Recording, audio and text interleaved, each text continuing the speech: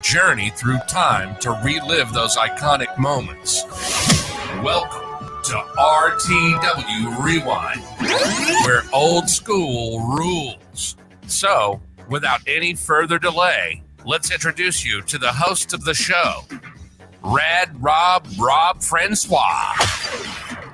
Hey guys, welcome back to RTW Rewind. I am your host, Radicalized Rob Francois. I hope everybody's doing well all around the world, especially y'all right here, hanging out early on Hameen Media Group, youtube.com/Hameen Media Group. We got Canada Spaceman. We got, who else I see here? We got Media M5. Media M5 is drunk right now, Vet. So he was here early because I happened to put on Twitter that we'll be starting at 7, but I live in Central Standard Time, and the rest of the world thinks it's Eastern Time. But that's my bad. But we're already 5 strong here on the Hameen Media Group. The Vet returns. Welcome back to RTW Rewind. I'm sorry you had to put up with Ray this morning, but now you're gonna have fun. What's up, Vet? Looking forward to it, man. And just like I said to Ray, I gotta congratulate you on your great job on your Crown Jewel review. I really enjoyed it, even though I disagreed with literally almost everything you guys said. But except for maybe the women's match being not that good. Yes, I'll agree with that. Yes. But you know, it happens sometimes. Sometimes it happens when you try too hard and you try for an A+ and you get a D. Sometimes you got to shoot for a B with an A+ execution, and that's how it is. I mean, I get what you're saying, but as far as the main event goes, how was that finish not the perfectly booked finish for the story? Are you talking about the Roman and... Yes, for the main event, sorry. I mean, it's fine. It's fine. It's just fine, I guess. It's just fine. Yeah. I mean, what, you got Heyman throwing the belt in the ring, like right directly? I mean, how many times did they practice that shit? 0 times probably. Paul yeah, that good? I just think, I think he's I think it's just what we've been conditioned to with like too much corny theater. Like the whole thing was corny. Like, and I don't want to get into a mini Crown Jewel review here. That's definitely not what I want to do because we got enough to talk about, buddy. We do. But I like, for example, like we've heard a lot of praise about the Hell in a Cell match, right? And the match itself, like if you look at the match in a vacuum and you don't know anything about what's going on and you just watch these two guys step in there and have a match, yeah, they did well and they had a good match. And I wouldn't want to disparage the hard work that those guys put in. But you got to think about the stuff that was supposedly leading up to this. Right. It's stuff that can't be settled in a wrestling match. It can't be settled with a 3 count. It can't be settled with he was in the guy's house. Like there's no way you can pay that off. So you should not let your reach exceed your grasp, basically. And that's what WWE does all the time. So that's fair. That's fair. And Goldberg didn't kill Bobby Lashley, even though he was supposed to. False advertising. Yeah, he failed. I mean, he didn't even try. No, he really basically. Didn't. No, he really did. And what was there? What? Sorry, go ahead. What was there in that match? Kendo sticks. Kendo sticks. Yeah. I mean, that's how you kill somebody. You could, stab him in the throat with a kendo stick if you wanted to. You could, but I would assume that you can bring pretty much any weapon that you want, and that's what you chose. Like, and I understand it was the Hurt Business coming out, but that's your choice. Like, you have a match where you said you're going to kill everybody, and apparently nobody in the company's interested in doing anything to prevent that or anything except for advertise it. And then you see these guys walk out with what people use, which kendo is like sword fighting practice. So you use the practice swords. Where in the hell, in the context of normal human beings' lives, would those ever come up? True. That's true. I mean, they could have gotten Drew McIntyre's sword. I mean, that would have been a lot better, right? Something, right? And Drew McIntyre's walking around acting like he's going to kill somebody. That's fair. But Corey Graves was very concerned over Bobby Lashley to make sure the camera checked on him, to make sure he was not dead. Yeah. Well, okay. I'm concerned that we're wasting 5 minutes on this shit. Fair enough. Kick us off, Rob. What are we doing? Why am I here today? Because I like doing shows with you. That's Thanks. Yeah. Thanks, man. All right. Well, this was fun, and I will see you next time. All right, you can follow him on Opinion Haver on Twitter. So we're gonna wrap up the last show that you're on. Tie a little bow to it, as Conrad likes to say. You have a annex of comedy movies that we forgot to mention. We're just really ran out of time because there's so many of them. What are you bringing to the table now? Well, first of all, I got to give a big shout out to something that had a movie, of course, that we could mention and talk about. But really, it's just sort of been like the entire nexus of my comedy education since pretty much childhood, and that's The Simpsons. Like, we didn't really talk about The Simpsons at all. True. But man, for the people that only know it from now, it's hard to remember just how big they were at a certain point in the early 90s, and they didn't get a movie until like 2008, which is weird. Yeah. Yes. Which I had a funny memory of going to see that in the theater with JTG from Crime Time. Did you really? No shit. That's pretty. Yeah, we were like he was like, man, I'm off on such and such a night. It was like, you want to go see a movie or something? I was like, yeah. What do you want to see? And then we both kind of looked at each other and we both were like, Simpsons movie, So yeah. So we went and we saw that, and better late than never, I guess. But yeah, man, The Simpsons is like half of the stuff that comes out of my brain is just like recycled Simpsons quotes, Yeah. So it's the longest running. It's not the longest running episodic show because obviously that's Monday Night Raw, but it's right up there. It's been on since I was like, I don't know, 12 years old or so. Another cartoon movie I didn't think of that's in the comedy genre is Beavis and Butthead. They were huge when that movie came out. Huge. Yes. And I actually enjoyed that movie. It was pretty funny. It is a funny movie. The body cavity searches all around. Like that, Robert Stack doing that part. And Beavis and Butthead was like a big deal for that early,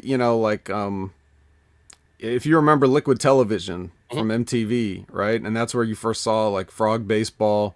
Yep. And that other one that they did with the, it was like a monster truck rally or something where they ran over a porta potty and a god of shit came out or something like that. Yeah. And that's also where you saw the first, the character Milton that was in Office Space, had those like little Milton shorts where he's sitting in the office, like, well, I'm gonna set the building on fire. Like that whole thing was on Liquid TV. All kinds of stuff was great stuff came from Liquid TV, but Beavis and Butthead Do America, whenever you have like a movie, the expectations are pretty high. And it usually, because of the production time it takes to make a film, some of that stuff just goes like really, like it by the time that you finally got into the movie phase and you're ready to release, the fad is over. Yeah. Sure. For a lot of things. So luckily that one lived up to it. It holds up well, I think. It's still to this day. I mean, I can watch it and still laugh. I mean, Great Cornholio goes nuts. Them boys been whacking in my tool shed. I don't know how many times I've said that to people. You're a government agent. How many times have I told you not to end a sentence with a preposition, or whatever he said? What else you got? So let's see here. I've got now here's one. It's a little bit obscure, but you may know it. It's called Gung Ho, and it stars Michael Keaton. And it's about like a failing auto plant that gets bought by a Japanese company, and they come in and cultural hijinks ensue. Lot of great stuff in this. I don't know if you are a big a fan of it as I am, but I can't believe I left it off because it is one of my like personal, like diamond in the rough favorite type of movies.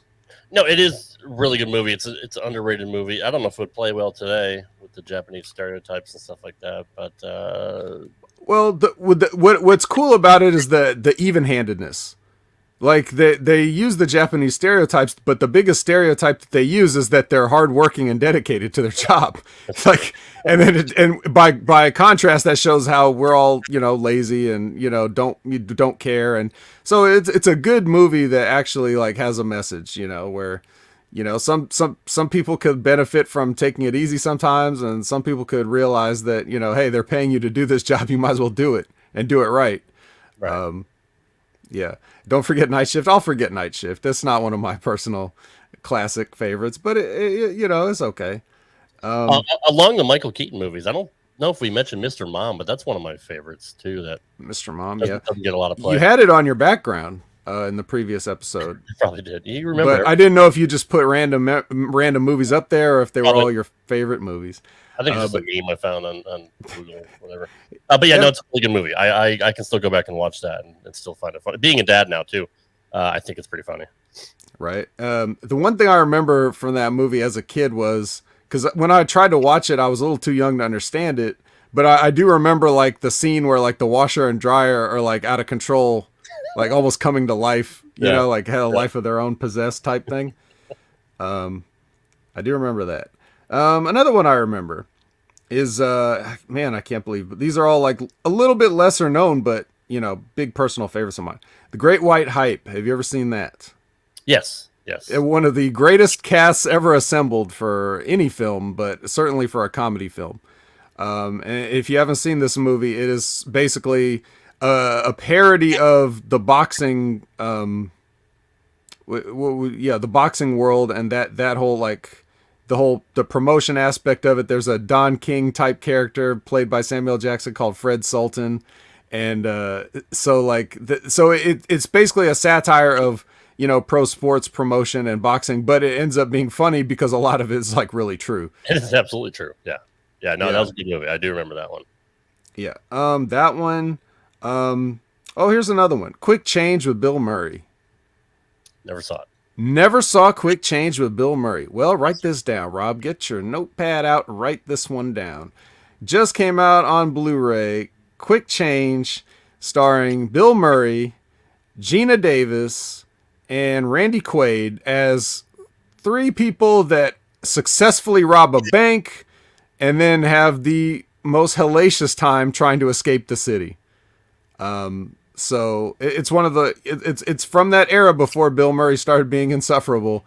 Okay. All right. So you might want to check that out. Was it early 90s, mid 90s? It was 1990 exactly. Okay, cool. Gotcha. I believe. All right. Yes. Very, very funny stuff. Another one in the sort of like the teen comedy genre, I guess, but way different than any of those, was 3 O'Clock High. You remember 3 O'Clock High?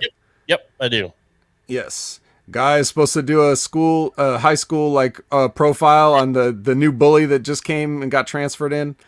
And then he ends up getting challenged to a fight in the parking lot at 3 o'clock and spends all day trying to get out of it. Dude, there's so much good stuff in this. I can't recommend this movie enough. It's so nostalgic too for like, when we grew up in that time. Yeah. So we have that kind of like all those kind of high school movies type thing. Right. And this one's a little heightened and exaggerated, but it's really funny. I'll have to go back and watch it because I probably haven't seen that in 30 years.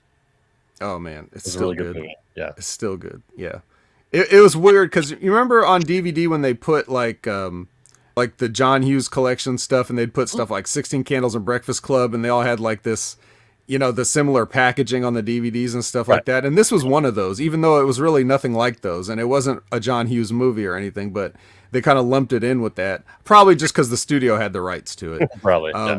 But yeah, it's very satisfying. And it plays an important part in something that we're going to talk about later. But yeah. So moving on. Black Dynamite. Don't know how I missed it. That is 100% should be on anybody's great comedy list. Yes. I don't know how I missed it. It's probably because I lent it to somebody and it wasn't sitting on my shelf at the time when I was looking through my stuff. But yes, Black Dynamite, parody of the blaxploitation films of the 70s, right down to the bad wigs and the ADR dialogue. Everything about this movie is great if you haven't seen it. So back to the 80s, Bill and Ted. Like, we didn't even talk about Bill and Ted's Excellent Adventure. I can't believe that, right? And there was, especially with the third one coming out, earlier this year, which actually I haven't even seen yet. Did you see the third one? Oh, it's garbage. It's absolutely, really? It's just as bad as you'd imagine it would be. I like the first one. I wasn't great on the second one, but the first one for me still holds up. I mean, and I love George Carlin too. He played a great role. Right. Eddie Van Halen. Just that's good stuff, dude. Yes. I actually have a Wild Stallions T-shirt. Really? Yeah. All right. Well, that's awesome, bro. Excellent. Yeah, dude, it's such a genius idea. It's so simple, but it's great. It does hold up, and that was like the world's introduction to Keanu Reeves. Yeah. And we all thought like, okay, this guy's got a superstar career now. And he was just Ted the entire time in his career. And now we realize that that's just how he is. He wasn't playing a part in that movie. Oh, that's him. But even now, like when you go and you see the new one, it's just sad. Like this is you, and it's still sad somehow that you're doing this. That is, yeah. And every time I pass the Circle K, because we have a bunch of them down here in Tennessee, I always think of that movie. Always. Strange things are afoot. That's what you think? Yeah. Yeah. Media in the chat is really trying to get Porky's over. I'm sorry. I said I'm doing comedies, right? This, like, I am not forgetting it. I'm forgetting it on purpose. I'm leaving it out. There's nothing funny about that movie, really. I mean, it wasn't like a slapstick. It wasn't, I mean, it's people just remember the shower scene. Right. Porky's was when kids couldn't get porn, but we tried to get the closest thing that we could. That's what Porky's was. Pretty much. And there was a lot of movies like that. There's like a ton of movies in the 80s like that. Like all those 80s comedies where it's just about tits. Like we kind of we kind of left those out of our thing because we're a little more highbrow, you and I, Rob, I think. We don't have to lower ourselves to the No, we don't. Trust me. So yeah. Colin would, but no, we don't. Colin might, yeah. Speaking of Colin, that's perfect segue because the next movie's on my list. He was chastising me for not bringing up, even though I chastised him for not listening to the fucking episode. But Orgasmo and Basketball from Matt Stone and Trey Parker. So we did talk a little bit about South Park the movie, I think, last time. But we did. But we didn't talk about some of their efforts from before they hit it big. Well, Basketball is after they hit it big.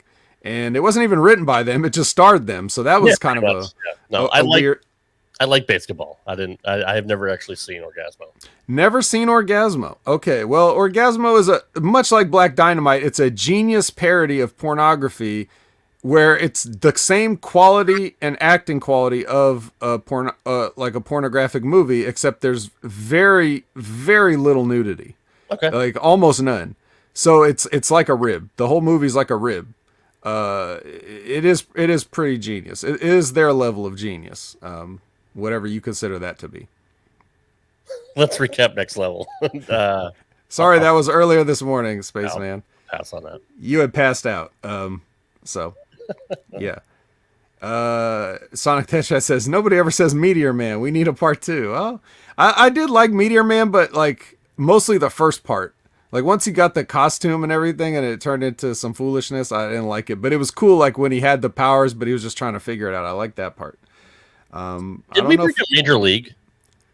I think we did, yeah. We talked about Major League. I don't know why that just popped in my head. I was thinking of baseball, or I have no idea. I think because it was basketball, it just popped in my head. Sorry. Yeah. Continue. Oh, no, there's nothing to apologize for. And that's really all the individual movies I have. Like we kind of didn't cover a lot of like Judd Apatow stuff. Like he's done a bunch of stuff that got really big. We might have briefly talked about the 40-Year-Old Virgin, did we not? Or I don't think we did, but that's a fantastic movie, and especially Paul Rudd shines in that movie for me. Yes. Especially the Michael McDonald joke that he makes. Yes. Yamo burn this place to the ground. Yamo burn this place to the ground. My wife still quotes that to this day. It's her favorite line. But yes, and that was really the emergence of Steve Carell as well. And right. I could still, that's a movie I could watch 100 times and not even care. I know you didn't like Wedding Crashers. No, I did. You didn't. No. You chastised me for bringing it up because you're like, we're talking about early comedy and it's like fucking 2005 or whatever. Well, I would say chastise is a strong word, but I like Wedding Crashers. Okay. I always did. I don't know what happened. You didn't like it, or maybe just yelled at me because it was just a more recent movie in the 2000s. Maybe that's how you framed it. Maybe you said it was one of your all-time favorites, and I was like, that? But that makes it seem like it's not good, which it is. I definitely liked it when it came out. Maybe that wouldn't hold up as well today, Maybe. But The Midnight Rape at the Nude Gay Art Show. right. Yeah, I don't think people would be too into that at this point, but That's my favorite line. What about like Will Ferrell stuff, Step Brothers, right. Yeah. All that stuff. Yeah, we did talk about that. We did kind of talk about my memory is very short. Well, just like that's what I'm here for. But speaking of that, like there was one movie that I don't think it was Judd Apatow directed, but I think he produced it at least. So it's like it may have got lost in the shuffle because a lot of times when I bring it up to people, they're like, "I didn't see that," or "I never heard of that," or whatever. But it's a good one. Like, you know, I gave my little mini list of stuff that you can watch with like the wife or the girlfriend or whatever that they would like, but you'll still enjoy it type movies. Yeah. And that is The 5-Year Engagement. Oh, yeah. Remember that one? Yep, I do. Yeah. That's a good choice. Good moving. Okay, finally, media is coming in with Saving Silverman. Now, I'll give him that. I'll give him Saving Silverman. Yeah. It's a little bit ridiculous, but, you know, in the best possible way. What about the breakup with Vince Vaughn? Not necessarily a comedy, but I mean, it had really funny points, like the a cappella band, getting punched in the throat by an elf or whatever it was. Yeah. I remember that. It was all right. I wouldn't put it in my pantheon of classics, but I'm a Vaughn mark, so it's just Vince Vaughn's great, and like we talked about Swingers and Made, and Vince Vaughn's at like a different level, but you know, then he kind of got studio movie pigeonholed, and they just started giving him paychecks and having him show up, and he's just doing basic stuff that anybody could do, you know. But it's those scenes where he like goes off on those crazy monologues and stuff that's where he really shines, you know. That's true. One question I do want to ask you before we wrap this part up and move on to the anniversaries. Sure.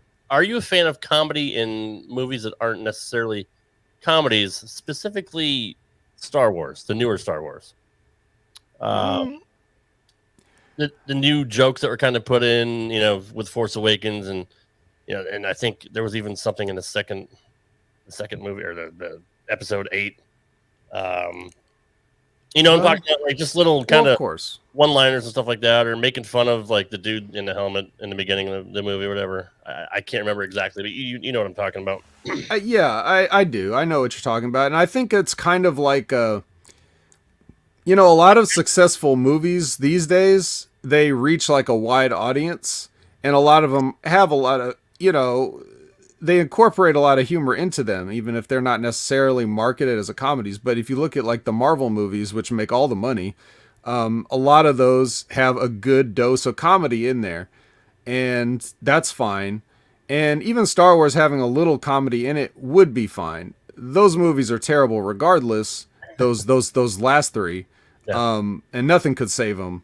So adding comedy doesn't really matter at that point. But even back to the original, there's jokes and stuff in the original trilogies and stuff too, just maybe to a lesser extent. But like C3PO and R2D2 are the comic relief in those. Sure. You know, it's just like, I don't like you either. You know, like that's their version of comedy, but it doesn't seem so forced, I guess, compared to some of the newer stuff. So I see where you're coming from, but the only rule for comedy for me is if it's funny. And sometimes they try too hard and it can still be funny, but just a little bit out of place. So timing's everything in comedy. That is true. And I was going to bring up the Marvel stuff too, because there are points like in the Avengers where there's some funny shit in that too.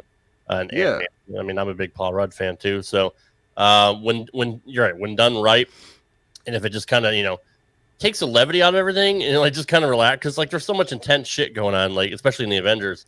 To put a little joke in there just to kind of like ease everybody out. You know, I think if it's done right, and you're right, and if it's not forced, it works well. Well, last question. Go ahead.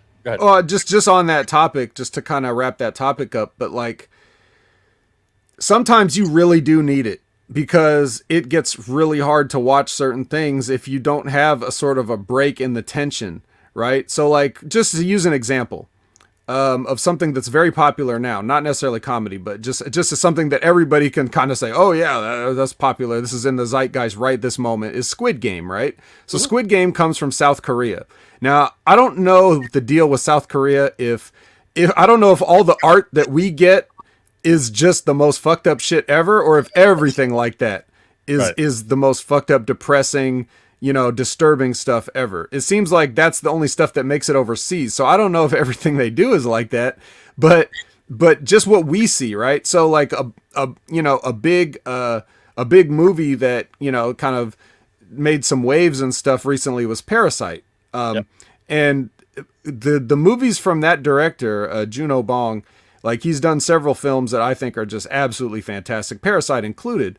But he necessarily throws like awkward comedy in there.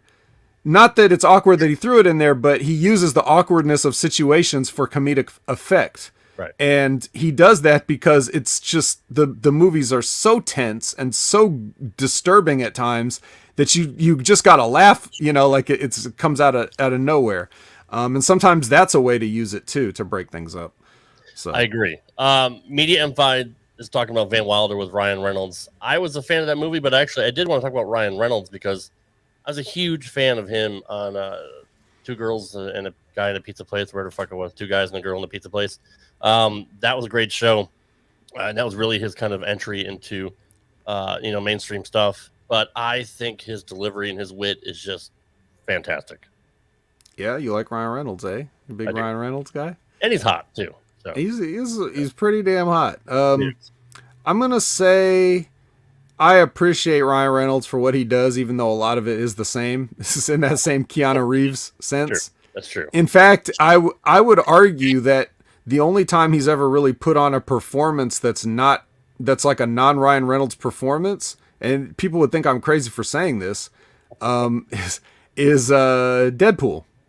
Mm-hmm. Like yes. That was now people are thinking like, oh, that's the perfect part for Ryan Reynolds. But, really, I think he actually put in more of a performance, at least in the first Deadpool, than his usual just sleepwalking through every single, comedy line delivering and just doing his deadpans and stuff like that. So, but yeah, I mean, he's fine. Sure. He's great.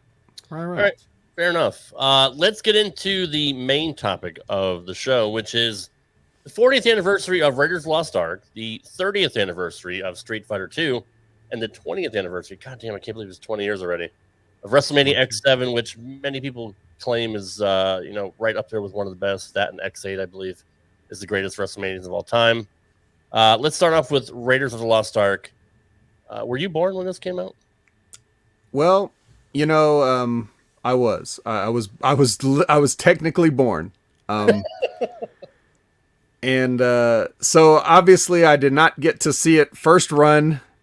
Right. But I was able to catch it later at home. So yeah, I was 5 when it came out, so I didn't. I caught it on VHS maybe a couple years later when it used to be like $50 to buy a VHS. My dad ended up buying it because he was a huge fan of the movie. And I wore that tape out. And most people here are like, what the fuck is a VHS? Google it. Google it, man.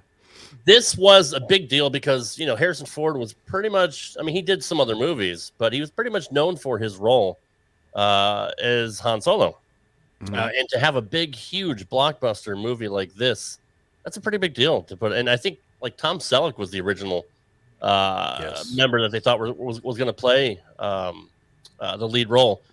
But they ended up going with Harrison Ford. And I tell you, man, that dude was printing money when it came to late 70s, early 80s.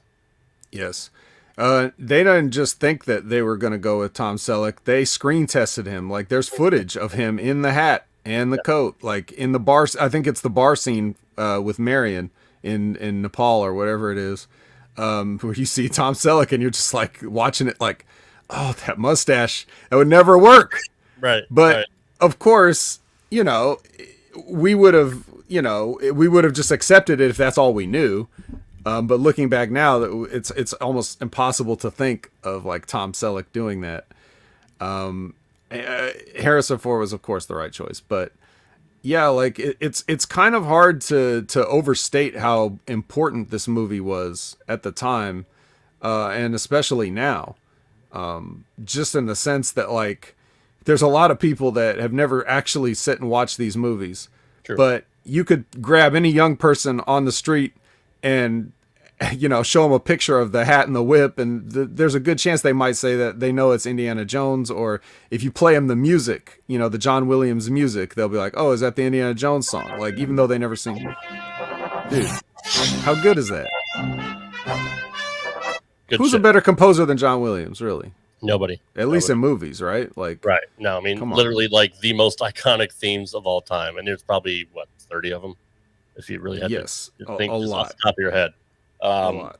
And, you know, George Lucas and Steven Spielberg, dude, were just on fire at this point. Right. I mean, those are two huge blockbusters, you know, especially for Lucas was part of that too, right? It wasn't just Spielberg. Yes, he produced it. And he produced it. Right. And I think he came up with the story idea and everything. Yeah.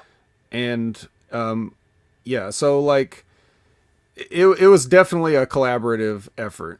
Knowing what we know about movies and how hard they are to make and how it's a miracle that any of them turn out good. Right. Yeah. You know, it makes you appreciate things like this all the more. Yeah. And before we circle back to Raiders, let's talk about how the franchise sort of went out, right? Like, so we had the Temple of Doom was next, and that movie was set 1 year before the events of Raiders of the Lost Ark. So a prequel in a way, but not in any significant way that mattered, right? In fact, it actually caused more complications. It's like, what happened to Short Round in 1 year? Exactly. So, continuity. Like, right. Yeah. Yeah. And stuff like that. But, that movie is, I think, almost single-handedly responsible for the creation of the PG-13 rating, because up to that point, there was nothing between a PG and an R, you know? That's true. So that was one of the ones that pushed it over the line. It was either that or Gremlins. I remember, like, around that time, that's when that rating system first came out. And it's probably single-handedly responsible for Kano in Mortal Kombat. Yes, probably, because when you're ripping dudes' hearts out, and all kinds of crazy stuff, eating monkey brains, like there's like the black sleep voodoo stuff that they have in there, which, like, is that even India related? Do they even know what the cultures are that they're doing? But so somewhat problematic again in this day and age, if you want to, but it's still a great movie, I thought, even though a lot of people don't like it as much. And then later on, we got the Holy Grail, like Indiana Jones and the Holy Grail, or whatever it's called. The Crusade or something. Yeah, the Last Crusade. Yeah, Last Crusade. That's what it was. Yeah. Yeah. What was I thinking? I should know that. That's the first one I did get to see in the theaters that I was old enough to see, and that was a little bit more of a return to form. You know, yes, Nazis are back. You know, Nazis are back. Fuck. Yeah. Oh man, we got to make a 2021 Indiana Jones, right? Right. God damn, they played such a great part in the first one. I'm so glad that the Nazis came back to pick up the franchise again. What did you think about Sean Connery being in the movie? Well, his character was great. I mean, you know, a lot has been said about that. He was barely older than Harrison Ford at the time, but I mean, he played old, and he had so many, like, there's a lot of great lines that he had in that movie that's just you know, just amazing. Like, you know, when he's talking to, like, when they're in the plane and they're getting shot at or whatever, and he wants his dad to man the machine gun on the back of the plane, and he's like 3:00, Dad, and he's like, looks at his watch, he's like, what happens at 3:00? You know, like, just shit like that. I mean, it's great. So I was into that. What about you? I mean, did you feel like he was a very good? I didn't think he took away from it all. I mean, because we got used to Short Round, right? We got used to him having a sidekick in the second one, so it was cool to see, like, his dad, you know, kind of be his sidekick in the third one, and go back to the Nazi and then, like, the religious theme with the Holy Grail and all that. So I didn't have a problem with him being in it at all. And you're right, he did have some great lines. And fuck, it's Sean Connery, for fuck's sake. He can do whatever he wants. Right. Which, you know, whatever he wants is usually just James Bond, that one spot in Indiana Jones, The Untouchables once, and then everything else is crap, pretty much. Oh yeah, The Rock, yeah, it was all right. I mean, The Hunt for Red October, come on, dude. Yeah, on, he dude. wasn't All in right, that too. All right, I'll give it up. But he did do a lot of crap. Let's be yeah, honest. he did. True. So yeah, so now, and then of course we had the Crystal Skull thing in 2008, which Sean Connery was alive to do, but he declined doing it. So Yeah. so that But that instead we tells get you. what's his fuck there, who was hot at the time. Shia LaBeouf. Shia LaBeouf. God, who could Right. forget him? Yeah. Yeah, and then the alien shit. Like, really, that's where we're Well, going. it does make sense in the sense that they were in the 50s and that's what was going on at the time, right? Like that was a. Okay, fair. I Fair think point. I think that the time that they were in, the time leap that they made from the 30s to the 50s, like I think the tone of the movie was the correct. Yeah, Lisbeth saying the fact that we found out we named the dog Indiana. You know. Yeah.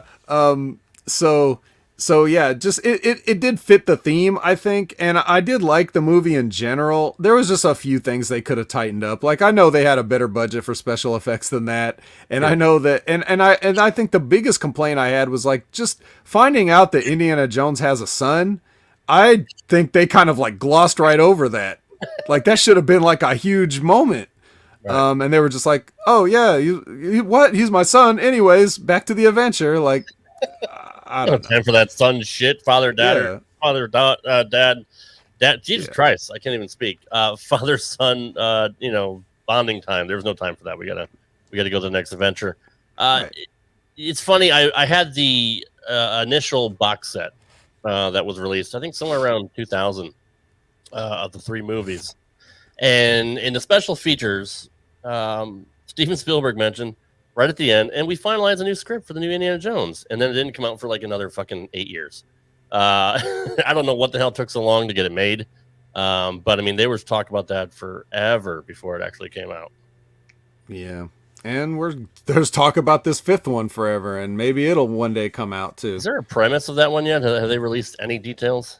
I'm not sure. They might have, but it could also have been rewritten a couple of times by now. Sure. You would think that they would have a continuation or a torch passing, but I don't know about how Shia's involvement in this is going to be. I really hope he's not in this one. I don't know, man. But anyway, back to Raiders, which is the main point. Like, yes. So this movie was huge, and I often say, Oh, sorry, that's for later. Well, that come from. I often say Hadouken is what I often say. God bless you. Yeah. Yes. My hand hit the roadcaster. Just fat fingered it. Sorry. Okay. Yeah. So I often say, like, people pick their favorite movies and they pick what movies they think are the best, and everybody likes to make top 100 lists or top 10 lists, or that people love lists and they love ranking things. I always say, if I had to time capsule something, like for aliens, maybe aliens from Crystal Skull, for example. If I had to put a motion picture, one motion picture of all the motion pictures that were made in a time capsule, to leave for future whatevers to find so that they can know what a movie is, I would have to pick Raiders of the Lost Ark. Because even though it may not be my personal favorite movie, I do feel like it is the perfect movie. It's a perfect example of why people want to be told stories. Because if you break entertainment down, all it is basically tell me a story. Yeah. Whether it's a song, a painting, anything. It's a story that either someone's telling to you or you interpret for yourself, but it's a story. And Raiders of the Lost Ark has every element of movie making incorporated into it in an almost flawless way. That I would say, like, if no one had ever seen or heard of a movie, like I think Vince McMahon probably hasn't, I would just say, this is it. This is everything in one package here. It's got everything. So, what do you think about that? I can't agree more. I mean, what scene has been parodied more than like the boulder scene with him like running from that? I mean, that everybody has done that, right? And like you said before about the outfit with the whip and the vest and all that and the hat, that's Indiana Jones. Everybody knows that. Even I think it even transforms into like this generation. I'm sure there's people that have heard of that, at least if their fathers and mothers did a good job of raising them right. Taught them about the older classics. It's a movie that I can still go back and watch now and just kind of get that nostalgic feel, but still be captivated because of the compelling storyline. I mean, come on, the Nazis, dude. Jesus. Right. And taking like just taking like the biblical lore and trying to figure that into like a certain time period and making it make sense. Just like there's a little bit of setup, and then the movie is like back to back to back to back to back to back set piece. It's like the most insane pacing a movie has ever had. It just goes from one action scene to another, like nonstop. Like it does not give you a chance to catch your breath, and all of it is amazing. Like the special effects, the stunts, just it gives you everything that you could possibly want. But it's funny, like the comedy we're talking about. Like there's some, like the bizarre scene with the guy with the sword, and looks like there's going to be a showdown, and then you just no, there's not. Yeah. Like it's brilliant. But then again, the score, the John Williams score, like all that stuff is good. Not just the main titles, but everything throughout. Mm-hmm. You had a female character they showed her, like this was back before all this, empowerment and stuff. They showed her to be tough, and she was still in peril, but still tough, know? Yep. And like, so you had your strong female, you had your strong iconic hero, you had your villains that had no redeeming qualities, that you just want to see you just want to see the hero, give them their comeuppance type thing. I mean, what else can you say about it? Like you can talk about this movie forever and without break it down scene by scene, and people have, of just how amazing it is. Even the introduction, like you're saying, like with it's literally a silhouette. Like when you see Indiana Jones, you see the shadow of him standing there, and he doesn't say anything. It's the guides, and the guy tries to pull a fast one on him and pull the gun on him, and he whips the gun out of his hand. Doesn't say a word. Like he almost doesn't say a word for several minutes into the film, right? Sure. And it's just like that's how you intro a character. There's tension built like right away. With this, right. They take an idol, putting a sandbag on it, and it's like, then he gives a little smile, like, "Yeah, I got it." Yep, got it. No, you didn't. Yeah. Yep, it's just perfect. Like everything about it. It is a perfect film, I think. And it's amazing because it's also like George Lucas likes to, in his movies, he would do homages to the stuff that he grew up on, right? So when he makes Star Wars, he's thinking of The Hidden Fortress, like by Kurosawa. Are you familiar with that film? No, not at all. Okay, so it's basically about these two guys that have to escort a princess in one of those like, those palanquin things that they would carry royalty. Yeah. It's like a box on sticks and you carry them. Oh, like Macho King and Sherry. Yeah. Kinda, yeah. Except they sit in the thing, like in the box, and he would sit on a throne, right? Gotcha. But yeah, it's the same idea. So it's like a story like where these two are kind of like the C-3PO and R2-D2, if you will, of their movie. Excellent film. Anybody that has not seen it should check it out. But yeah, he takes it from and not necessarily obvious inspiration. And the inspiration for Indiana Jones and those ideas were like the serials of the early, I want to say 30s and 40s and stuff like that, where this is even before our time, Rob, but hard to believe. But, there was a time when you would go to the movies and it would be like this whole experience, right? Like you would get news, you would get cartoons, you would get, and these serial things that would feature somebody like, Batman or Alan Quatermain or, somebody, something, and you'd see part of it, a short film, a Flash Gordon, probably another one that they did. Yep. And then you'd go back and see the part 2, whatever the next movie is that comes out next week. So it was a serialized story in a way to get you, a gimmick to get you back to the theaters. Right. But it was very popular. So George Lucas was like, all right, what if whole movie of these? And then that's basically where Indiana Jones comes from. So it's paying an homage to like an old style of things. But it was just what, even though I was just born, I can't be positive, but I think it was just what 1981 needed.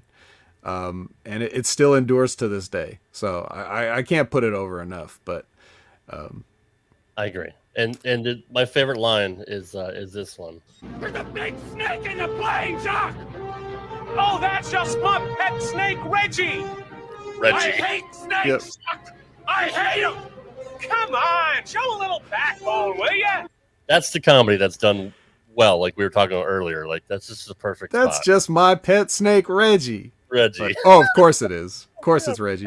You like the scene too, like where he's coming down the hill being chased by the entire native tribe, and Jacques is on the he's like on the pontoon fishing, and like he's looking at these guys getting ready to kill Indiana, and he's like looking at him and back at the fish, and looking at him and back at the fish, like, do I catch this fish or do I save my friend's life? And he's yelling, "Start the plane! Start the plane! Start the play!"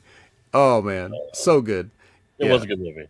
Getting to see it when they did a re-release in IMAX and stuff, like it's really cool. It was really cool to be able to go to the theaters and finally see Raiders of the Lost Ark on a huge screen. Yeah. But one thing that you'll notice, even all these years later, is like some of the, it's I guess it was just the way it was shot, but like some of the scenes are like they're a little bit soft on the top and bottom, you know, which I don't know if that was like a direct aesthetic choice or if that's just how it ended up, but it is weird to see it like how blurry it is. But other than that, you know, man, it still holds up perfectly.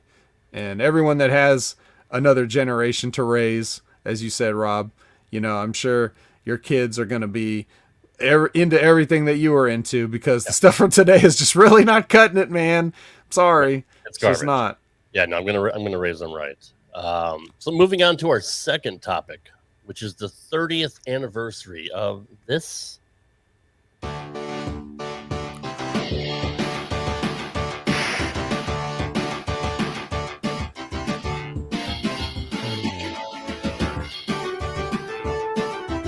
I mean, who can forget that, right? I mean, just you remember the opening arcade screen of like the two guys fighting and all that, and like it's just something you'll never forget. I love this game, and I had a local bowling alley had a bunch of arcade machines, and they would usually bring in some of the newer stuff, and they had this when it came out, and I was all over. I don't know how many dollars I put into that machine, but god damn, Street Fighter was unlike anything else that we had seen when it came out. I can't believe it's been 30 years, dude. That's crazy. It has been 30 That's years. crazy. Yeah. It's so crazy. And it's so crazy how it much like Indiana Jones, but even to a greater degree, it has not gone away. I mean, Ryu and Chun-Li are in Fortnite, you know, so it's like yeah. The kids definitely know what Street Fighter is today. Yeah, I'm sure you have a story of where you were, like you said, probably bowling alley, when you first saw this thing. Yep. But before we get to those, let's roll it back a little bit. Street Fighter 1, obviously if there's a 2, that there was a 1, right? Do you have any memories of Street Fighter 1? Zero memories. Never played it. To this day, I've never played it. Yeah. Have you seen it at least? No, I should look it up on YouTube, because no, I've never went down that rabbit hole to see what it was like. I just picked up from 2, and you know, I was on from there. Super Street Fighter, you know, Turbo, Alpha, all that shit. No, never saw the first one. Did you play the first one? Yes. So the first one was where my love of Street Fighter as a franchise came from originally, because there was nothing like it up to that point. Nothing quite like it. Like there were precursors to yes, Sonic is right. Street Fighter 1 is ass, but I'm getting to that. I'm building to it. I got to build good storytelling, right? Right. So there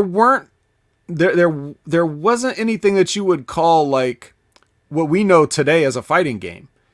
There were little like hints of it. Like Ray was talking about Black Belt, you know, it's like transitioning from boss stages into like a side, you know, a 1v1 type thing. Right. And Karate Champ, if you remember Karate Champ. I love Karate Champ. Right. Which makes a cameo in the great 1987 film Bloodsport, which coincidentally, that's the year Street Fighter 1 was released in the US, was 87. Kumite. Yes. So Karate Champ was, you know, you took two identical guys, with one with a white gi and one with a red gi, much like Ryu and Ken ended up being. But that was it. Like it was kind of jank, and it didn't really, you know, it didn't have the the level of control that we would, come to expect from modern fighting games, right? So it was just like very, very overly complicated, yet the game was too simple to handle all the complicated stuff they programmed into it. So Karate Champ, and then maybe Yar Kung Fu, you could say, as a predecessor. But other than that, those were like very generic and simple things. But Street Fighter 1 had defined characters that you never had before. Ryu was in it, and Ken was in it. If you picked the second player, like if you picked two players, you could fight against each other, but they were identical virtually in terms of like their moves and stuff. Right. But then you would go and you would face, you would choose your country, either Japan or the United States, and then I didn't know what that meant at the time. I thought, what, am I choosing where I'm from or whatever? So I just choose whatever. But no, that's where you go first, and then you go around the globe from there, and you fight two people in each area. And so there were like, they had your, when I saw it, they had the 6-button layout that we all know today and that a lot of fighters still use. But when the game first came out, and I never saw one of these like with my own eyes in the wild, but when they first came out, Street Fighter 1 had 2 pressure-sensitive giant buttons for punch and kick, and how hard you hit the button determined the strength of attack you got. And as Sonic can attest, as he's played Street Fighter 1 and knows that it's ass, like it doesn't matter what button you push, they all suck. Yeah. The only hope that you had of winning any of these fights against the computer was to figure out the secret special moves. The fireball, the dragon punch, the hurricane kick. Yep, there it is, right? And nowhere did anybody ever tell you these moves. They were, they were secret. So I remember playing the game and just struggling with it, but thinking it was cool because there was like a ninja dressed in purple that could vanish and throw ninja stars and stuff like that. And you don't get to play as them, but just seeing those like different characters in different locations, like they all had their own sort of personality. There was a guy named Mike that was like he was like a precursor to Balrog, I guess. And he had like taped up fists and a red t-shirt and jeans, and you fought him in front of Mount Rushmore, so stuff like that, like where they were really, the music was a little bit, it's a little dated now, but I think the music tracks are some of them are still really cool. So if you go back and listen to some of the Street Fighter 1 tracks, like some of those songs are still badass. But so there'd never been like a fighting game like that before to that degree. And it was like a modest enough hit that they thought, hey, let's turn it into something else. And then I guess they started working on a sequel that eventually ended up being Final Fight. And they decided to turn Final Fight into its own thing and then do an actual proper Street Fighter 2, and that's what we got. And man, there is a night and day difference between Street Fighter 1 and Street Fighter 2. Let me tell you. Because for one, in Street Fighter 2, when you try to do something and you know how to do it, you can actually do it. Right. Yeah. In Street Fighter 1, it's more like a coin toss. Like, there was a guy that the first time I ever saw a guy do a fireball in Street Fighter 1 at some bowling alley or whatever, and I was like, how do you do that? How do you do that? Like, I was asking a little kid, like how do you do that? Yeah. And he's like, man, I'm not telling you, and I thought, oh man, what a dick. But now I realize he didn't fucking know how to tell me. He just, because he was just guessing at it. Right. Right. So now, fast forward to Street Fighter 2, and it's like a similar deal. Like, people are figuring out the special moves, but they also had on some of the cabinets, like, the instructions for how to perform it.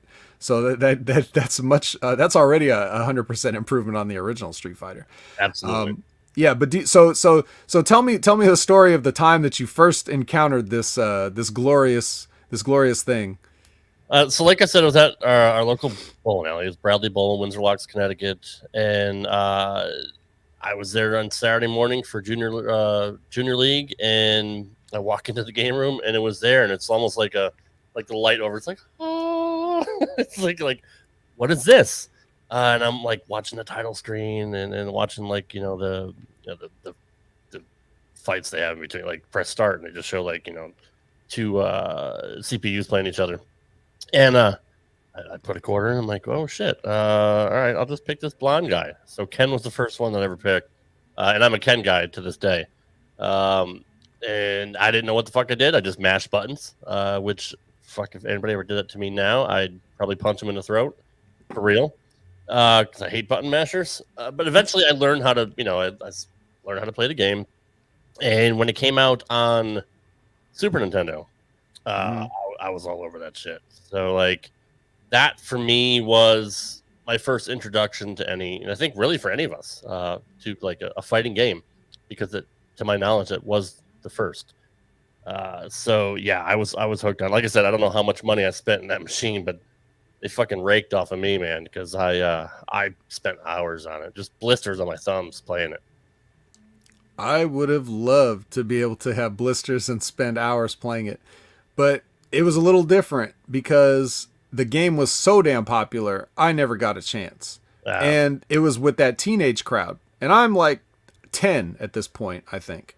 So, I'm just like trying to see, but yeah. So my mom used to bowl in a league, and so I would go on the Friday nights that she would go bowling with her, so I could play video games, because they had a cool arcade at the bowling alley that she bowled at, and I remember just going there, and you get your money, and then you spend your money, and you don't get any more, so then you have to sit and watch your mom bowl, right? Yeah. So I was trying to learn how to like space it out a little bit, and then one day I get in there, and there's like this mob of people, and it's unlike anything I'd seen before, because there's never that many people in this bowling alley, even combined with all the people bowling and stuff, and there's just this huge mob of people, and like I can't even, like, I'm trying to see over the mob and see what they're looking at, and the line was like almost the snack bar was like 20 feet away, and there was people standing by it. Like that's how long the line was to get into this. So when I get closer enough to see, I see that the top of the machine says Street Fighter 2, but it looks really weird because it's like a bootleg machine.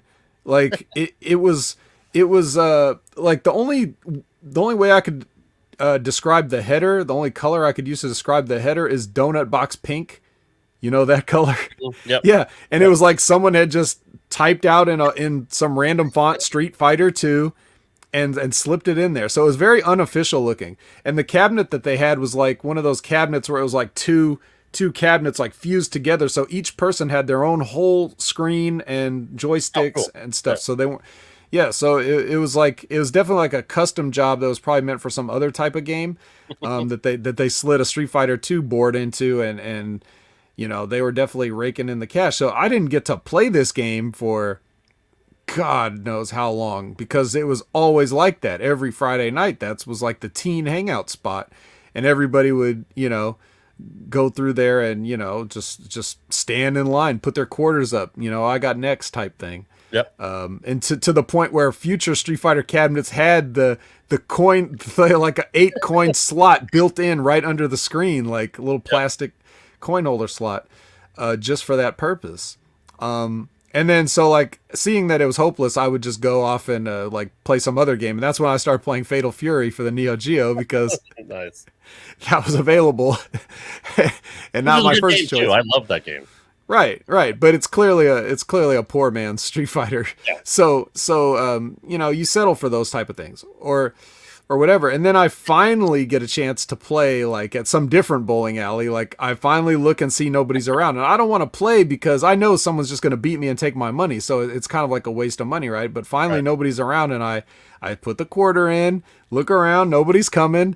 I pick Blanca because why wouldn't you? Like it's a green monster guy. Like you got to pick Blanca, right? Big Josh always picked Blanca. Big Josh always picked Blanca, and who could blame him?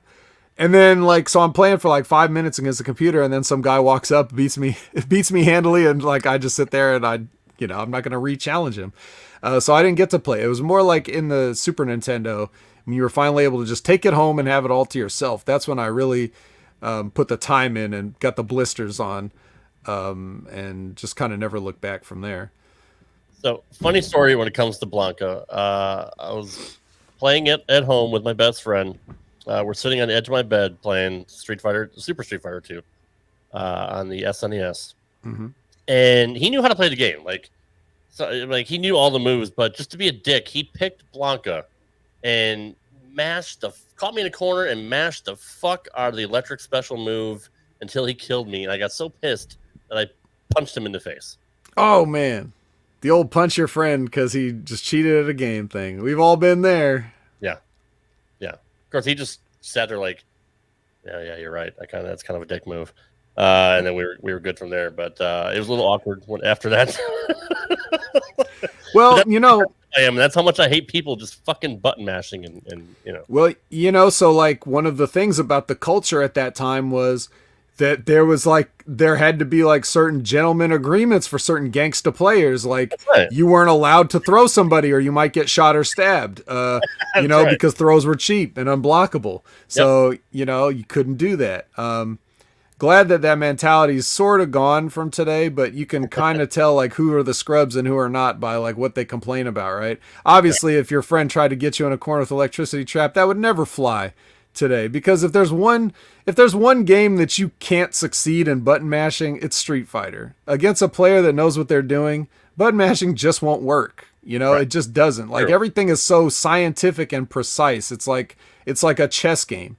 There's games like Soul Calibur and Tekken and things like that where if you hit a bunch of moves randomly, your character will do a bunch of stuff randomly, independent of you. So it can succeed to. When you're a girl, you hit reset. We're a little more passive aggressive. That's true, Elizabeth. I remember what he did. Like, fight. He fucking threw me, hit the fucking double uppercut move, and threw me and caught me into the corner and just fucking master. God damn it! I'm still pissed about it. Next time he's coming over for Thanksgiving. He lives in North Carolina now or South Carolina, so I might just punch him in the face again. And he's like, "What's that for?" I'd be like, Blanca, and he'd be like, "Oh yeah, my bad." Oh yeah, I see. I understand. Yeah. Oh, maybe you could challenge him to a friendly match. Who knows? We can settle all this. I'll stream it live on Twitch. How about that? Hey, that'd be nice. So it was a weird thing, and then of course we got all these iterations, like you mentioned earlier. It was a success, and this is where we learned the Capcom's business model of, oh, you like this, right? We'll buy it again 50 times. So it worked though, right? Like Turbo was awesome. I'm still a big Turbo fan. Turbo was good. Then they added four new characters with Super. And I remember like that was the first time I heard the word. It was 1993, and for some reason this sticks out of my mind, but for some reason that was the first time I heard the word tight used in the lexicon that people use it where it means cool or awesome or something like that. Like I heard people saying that and they were referring to Cammy. Maybe they were just talking about her outfit, but I think they were just saying like, yeah, she's tight, bro. Like I was like, tight? What do you mean? Who says, what does that mean? Well, so there was that, and then they had Super Turbo, and then that was like the last kind of Street Fighter 2 for a while, and it took forever to get to 3 because then they went to the alpha iterations, like you also said. Those games were really cool. All those games were cool. Street Fighter 3 came out, killed the franchise because they made some weird choices, and even though it's a great game and a lot of people like hold that as the pinnacle of 2D fighting to this day as far as competitive fighters go, the Third Strike version,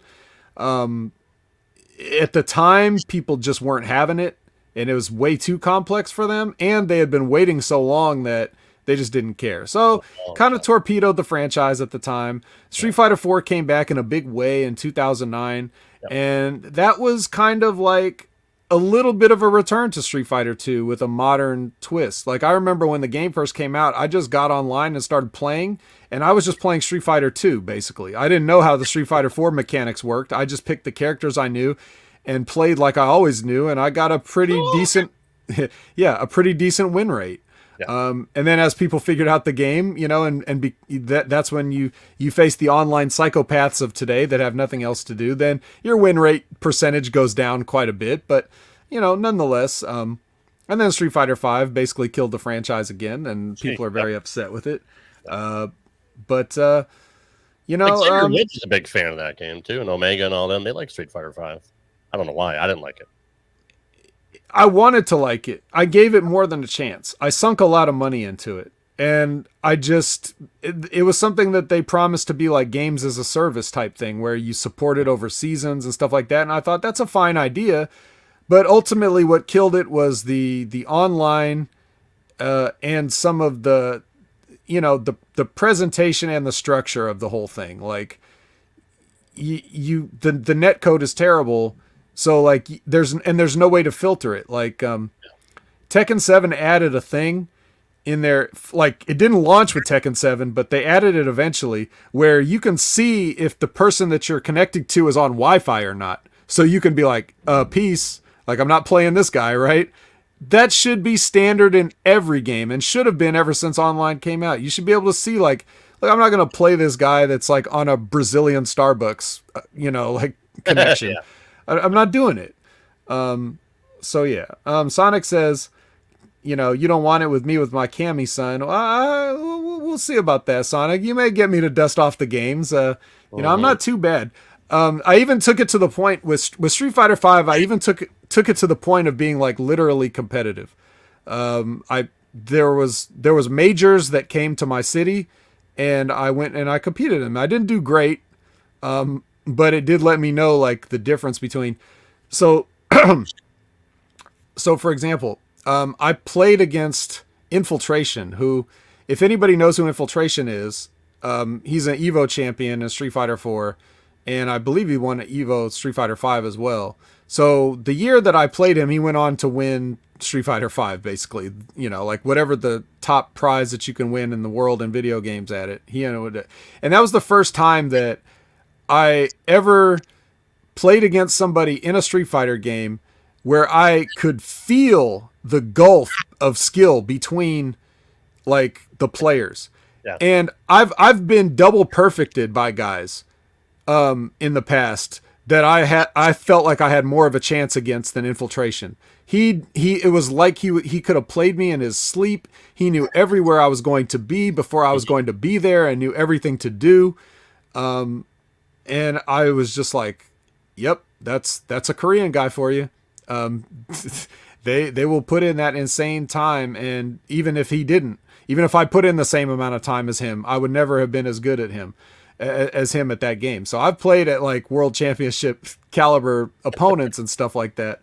And I don't consider myself like a very good player, but when it comes back to the old Street Fighter 2, if I could just take it back to basics every once in a while, it's fun to just throw the game on and just play through it. And just remember like a simpler time before they added in all the speed and the super moves and the different crazy combo counters and like a million characters.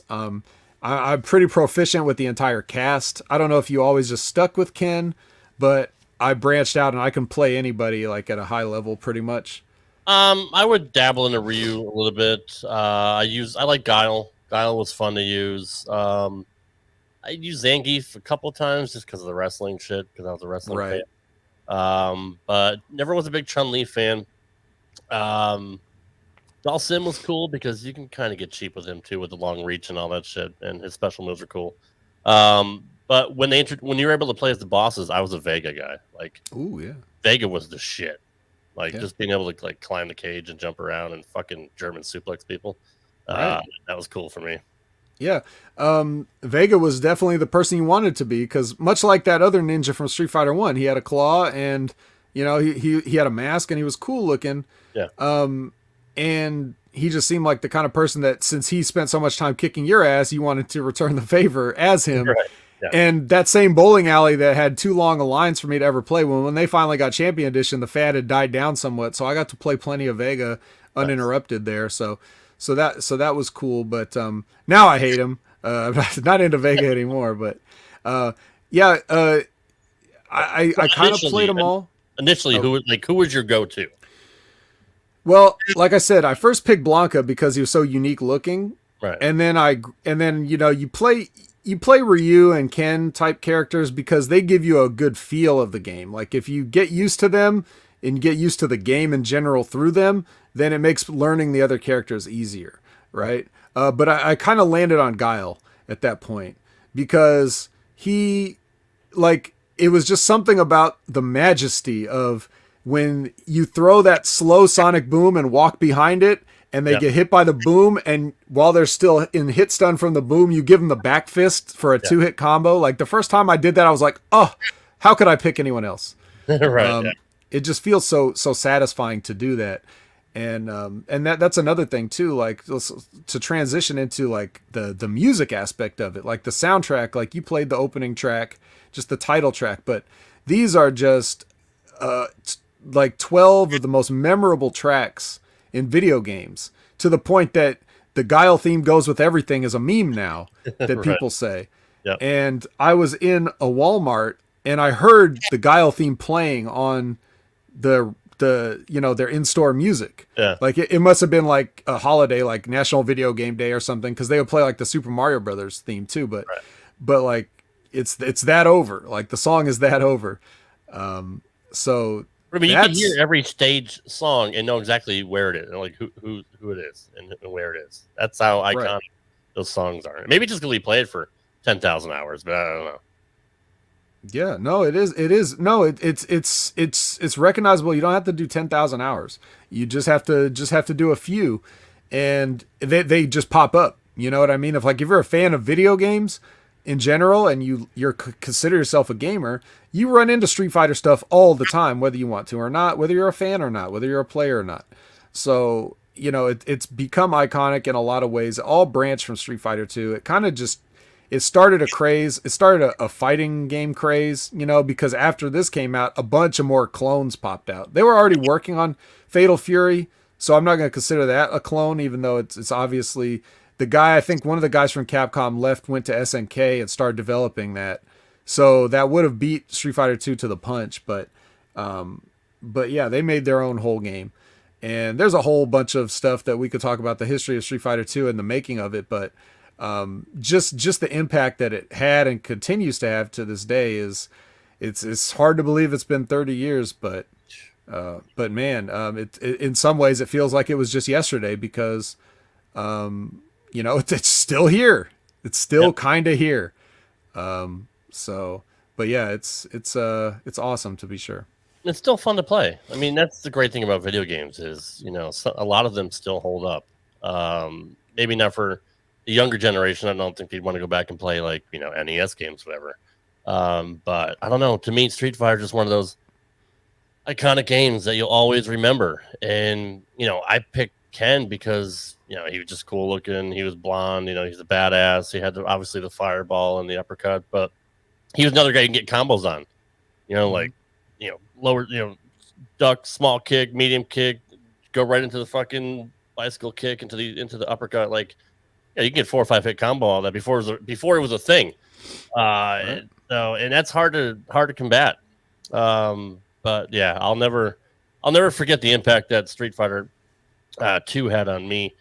I didn't get into the later games, but like when Turbo came out, we'd go to a local video game store and they would have their own tournaments, and it'd just be kind of cool to just play against people you don't even know. It's just fucking intense, and people would get pissed if there was people there that didn't have a lot of skill and just kept fucking, punching and kicking and throwing. It would get pretty heated. But man, those are the good old days. Like that's what I love about video games is I could pick up Street Fighter 2 and just remember exactly what was going on during that time. It just brings me back to a happy place when I was a teenager. That's what nostalgia is all about. And right. I think, one of the cool things about Street Fighter is it's like, and just good games in general, like whatever generation you are, like if the game is good, it's good. It's still playable. It holds up, right? Like it doesn't matter about the generation, whatever they're used to.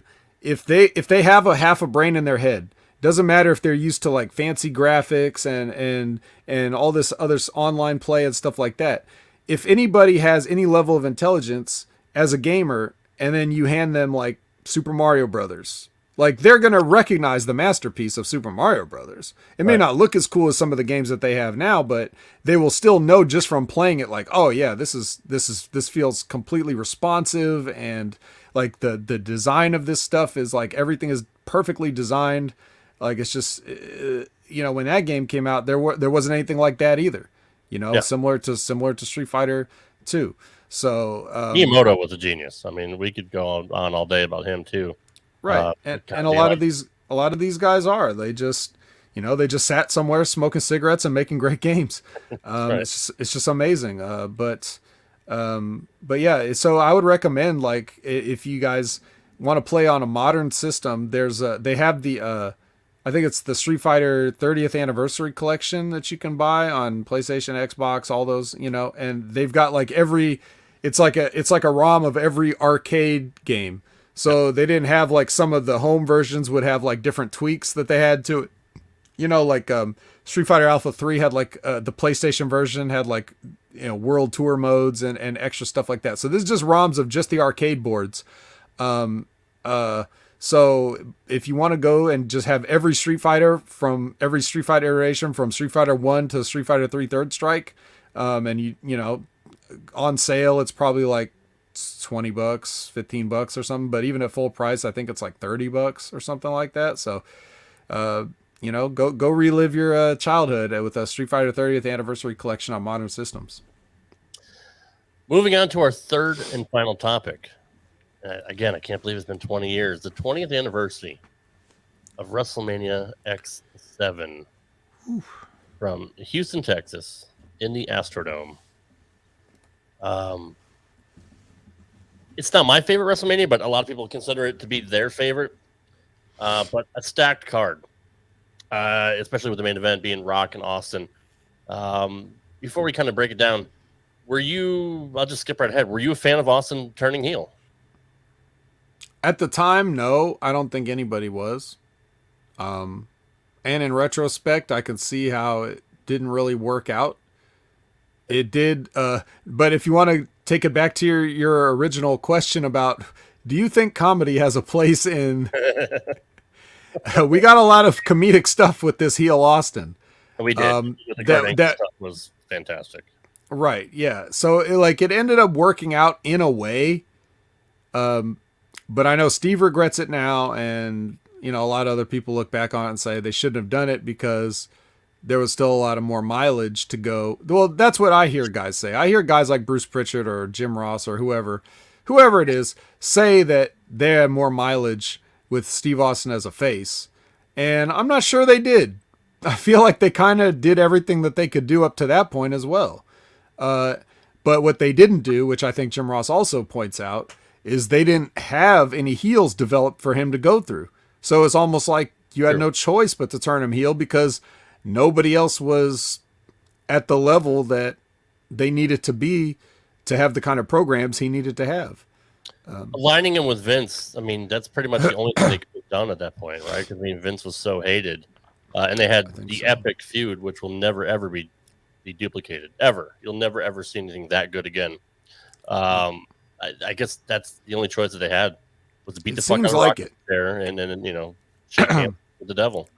Yeah, in retrospect, it seems like that was the only choice they had. Now, of course, it wasn't, but it seems like it. Like just knowing what we know now and how everything played out, hindsight being what it is.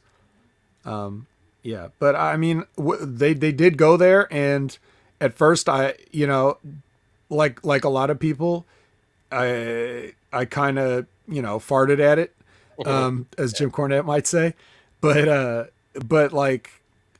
I grew to enjoy the heel Austin over time.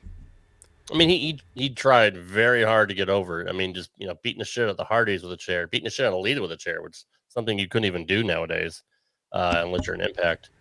And sing songs and playing guitar. Right. Beating JR up in his hometown. They're best friends. Not like he really had to do some low down shit to try to get over his heel because he's fucking Steve Austin. And he wasn't a clean cut white meat baby face to begin with. So people loved that edgy, Steve Austin that nobody knew what he was going to do, the rattlesnake, he really had to kind of just do some dastardly shit to try to get over as a heel. And then for whatever reason, I guess just because of how beloved he was, it just never worked. Right. You did. When you build up a certain level of goodwill, it's hard to turn the fans against you. Right. And the reason being is because nobody believes this shit anymore. Yeah. If people thought that this was half-ass real, then they wouldn't like the things that Austin was doing. But because they know that they're just playing along, they're like, I'm just entertained by it, and that's right. That's why the business is where it is today. Because people just, they've been beat over the head with it, that it's not real.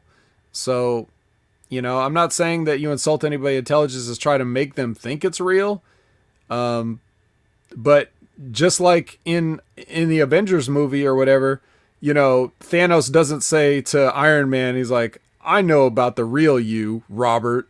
You know, like he doesn't do that in the movie, you know, so the suspension of disbelief is you know, that's something that we're not going to get back. And you got to blame WWF for that, WWE, because, you know, it's 2001 at this time, and they broke kayfabe so much and had so many home videos and so many, like, just like behind the scenes shit. Had they done this in, say, maybe early 99, do you think it would have a different effect? Some, but it was already a wrap by then, Yeah. you know? Like it was, you're just talking about a couple of years. Like you have to look at it in terms of when they actually just came out and admitted it, which was, you know, around the early 90s. Yeah. So I don't know, but people were still marks even into the late 90s and 2000s. It's just, I don't know, man. I don't know, but I mean, regardless, I mean, they did it. Yeah. And here we are. So other than the main event, most people remember this pay-per-view for the match with Edge and Christian, Dudley Boys, and the Hardy Boys. To this day, still holds up if you go back and watch it. The innovative stuff they did with tables and ladders and chairs was just ridiculous. Were you into that kind of style? At that time, I think I just sort of was like accepting of what I was given. You know, I never had to obviously look at it from the point of view of a worker at that point. I was just sitting on my couch watching it like everybody else. And I was kind of like, well, if that's what these guys want to do, then sure. I remember I have a vivid memory of like 2 times that I physically jumped out of my chair in excitement. And one of the times was when Edge does the spear, I think, on Jeff when he's hanging from the ladder or from the rings with the belts, you know, and he does that big spear. It wasn't at WrestleMania 17 though. When I jumped out of my chair, it was on, I believe it was the first Monday Night Raw when they moved to the Nashville network. They did that match and they did that spot where he speared him off the ladder. And I was like, oh my God. Like I jumped up and I was like, what the fuck? That was crazy. And then when I saw it at WrestleMania 17, that's the clip that they always show from WrestleMania 17. But I was like, oh, it's that thing again I saw from Edge legit knocked himself out on that one. DDT'd himself. That was pretty impressive. What was the other moment that you remember that you were like, holy shit? In 18 when Arn Anderson spinebusters The Undertaker. Great camera work. Came out of fucking nowhere. Didn't even know he was there. Yeah, I agree. So good.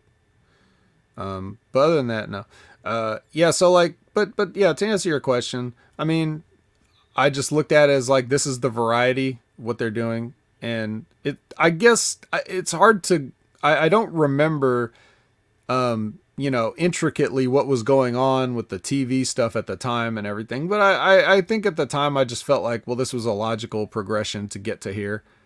You know, like it made sense the way they built up to it. Now it seems like they just throw gimmick matches as stipulations out anytime. True. And I don't know if anybody really cares anymore. Like they're so desensitized to it in a way. You know? I mean, we've seen it all, right? What else can you do? And that's kind of the problem. Like in wrestling, kind of the problem is they have to keep ramping it up because people have seen everything. The entire business got hot-shotted.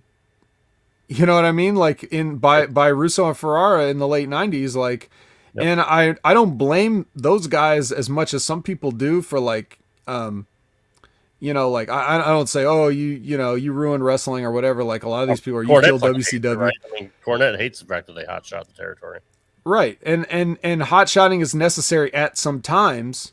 But hot shotting was for territories because it's for like, it's for towns and stuff that need to get their sagging attendance numbers up. It's not for nationwide promotions that are going to be on come hell or high water every single week. Yeah.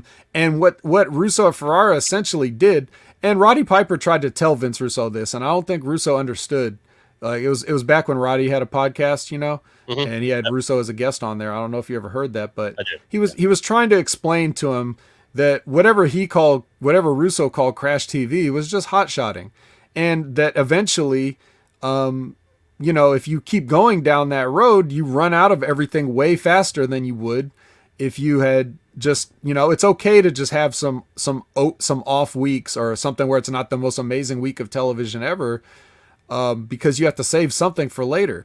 Yeah. And essentially those guys hot-shotted the entire business inside of 2 years where they ran out of everything. And just look at where we're at today. Like those guys have a hand in where we're at now. And he's one of the foremost complainers of how the product is now.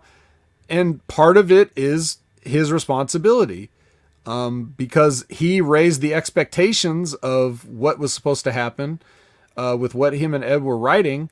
And now, like, you burn out immediately. He burned out. He left. He went to WCW because he didn't want to do SmackDown, you know, for the same amount of money. And it's like, you did it. Like, you couldn't even you could not maintain that level of production. So I get why their product sucks each and every week, because it's hard to just come up with stuff out of thin air. But rather than keep trying to come up with crazy dumb shit like they do, my suggestion would be like, scale it way back and start over, you know? Yeah. Like that's more where the answer is. But that's a long tangent that we didn't need to get into. No, true. But I mean, just to kind of, you know, to wrap that up, the pandemic was the perfect time to do that. Right. Take 3-4 months off, retool, you know, reinvent yourself and come back. Even if there's not people there yet, at least people will kind of miss it for a few months and be glad that it's back. I think operating that whole year was just, and I understand why they did it. They have TV contracts and all that and advertisers, but to me, that would have been a perfect time to just kind of fucking put the brakes on, retool, and come back, you know, focused. Well, even that, like, you think about it, the WWE and Vince McMahon in particular have always had this attitude of like not wanting to be wrestling, you know, like, oh, I wouldn't dare call myself professional wrestling. I'm sports entertainment, pal. We make movies, pal. Like we're something different than just a low class professional wrestling organization. And yet what happened in the pandemic? You had all that free time. You could have made packages, vignettes, mini movies, anything you wanted to get these people over. Anything but what they did, which was put on wrestling matches. They put on wrestling matches in an empty building. That's the great sports entertainment from these geniuses who think they're so above it. They do empty arena wrestling. Now you look at what Ring of Honor did, and I get it. They're just Ring of Honor, and nobody probably saw this, but it was very simple. They would have like 1 or 2 matches per show, and they'd have like big, long 5-minute packages introducing like each person and letting them talk and getting them over and stuff like that. And I'm not saying that WWE just do exactly that, but anything but empty arena wrestling. Just show off all the great production that you claim that you have and that you put yourself over with, or show all that content that you make for the network. You know, give us something besides empty arena wrestling, since you're so above it, right? And how many different times can we see Selena Vega and her stable come out during a fucking show and wrestle the same 3 people every week? Like, yeah, I get it. We could see it as many times as it happened. That's how many times we could see it. Getting back to WrestleMania X7, going back and rewatching it as a worker, is there anything that stands out? You're like, that's pretty fucking good. I haven't watched it in a long time. Mm-hmm. I don't know if I've watched the whole thing from top to bottom since it happened. I may have. I've watched certain matches from it. One thing I could say is like watching that Rock Austin match, I was like, oh, those guys like to punch, didn't they? My God, it's a whole match of punches. And people were into it because that's how over those guys were. Right. But you couldn't take like, Trent and friggin' Sammy Guevara and throw them out there on Dynamite and just have a 25-minute punching match. Like people would just be like, what? You know, so it's like it hinged on those guys being as over as they were, that they could get away with having such a low psychology match. Right. You know, and then of course the big twist at the end too is things are very dependent on that. That's what I remember work wise from that. Just thinking like, man, all they did, they just really just went out there and punched. That's it. Okay. Did you enjoy the stuff with Vince McMahon and Shane McMahon and Linda and, you know, her being comatose and her catatonic and all that? Was that too kind of just hokey for you, or was that this one? I think it was, wasn't it? The one where Linda gets out of the chair and kicks Vince? Shane with Linda defeated Mr. McMahon with Stephanie and Trish. Yeah, that's the one. I mean, everybody's going to remember that moment, but were you a fan of Vince just kind of making out with Trish Stratus every week? I mean, who wouldn't want to do that anyway? But it's the owner of the company, for fuck's sake. That's a pretty convenient creative, wouldn't you say? Yeah, right. Goddamn, pal, here's what we're going to do. I'm going to make out with Trish Stratus, and you're going to love it. Yeah, in front of my wife. Yeah, that's heat, pal. I can't put myself in the mindset of 20-year-old me. Like, I don't remember exactly what I thought about it at the time. I probably just thought the same thing as I did about the TLC match. Like, well, this is what they're giving me, so I mean, what can I do? I can tell you I was never one of those like people that was so invested in all that sports entertainment crap.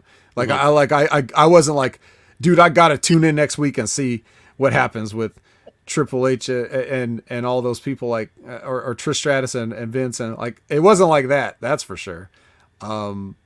It was more just like, as a creature of habit, I was like, well, it's time to watch Raw on Monday, so I'll do it. You know, I don't remember particularly hating it. I'm sure current me would hate it, and does. Oh, I'm sure, absolutely. If you went back and watched it, you'd be like, God but then again, you compare it to the stuff that they're doing now, and it's like probably still way better. That's fair. But Shane could go. I mean, I was always invested in Shane McMahon as a wrestler because holy shit, that kid, man, did some outlandish shit. Yes, he did. Part owner of the company had no reason to go out there and do half the stuff that he did. I mean, we're all gonna remember the Titantron, you know, falling off of that and shit, like all that. But sure, when it came to WrestleMania, dude, he always seemed to put on a great show.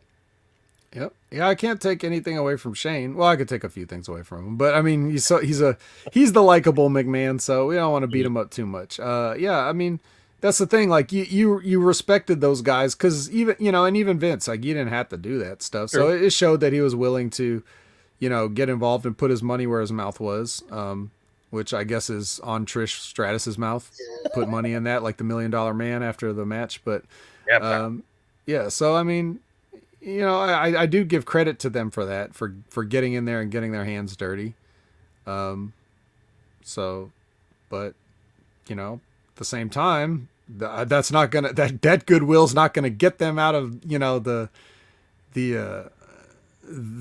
place that I hold them all in now.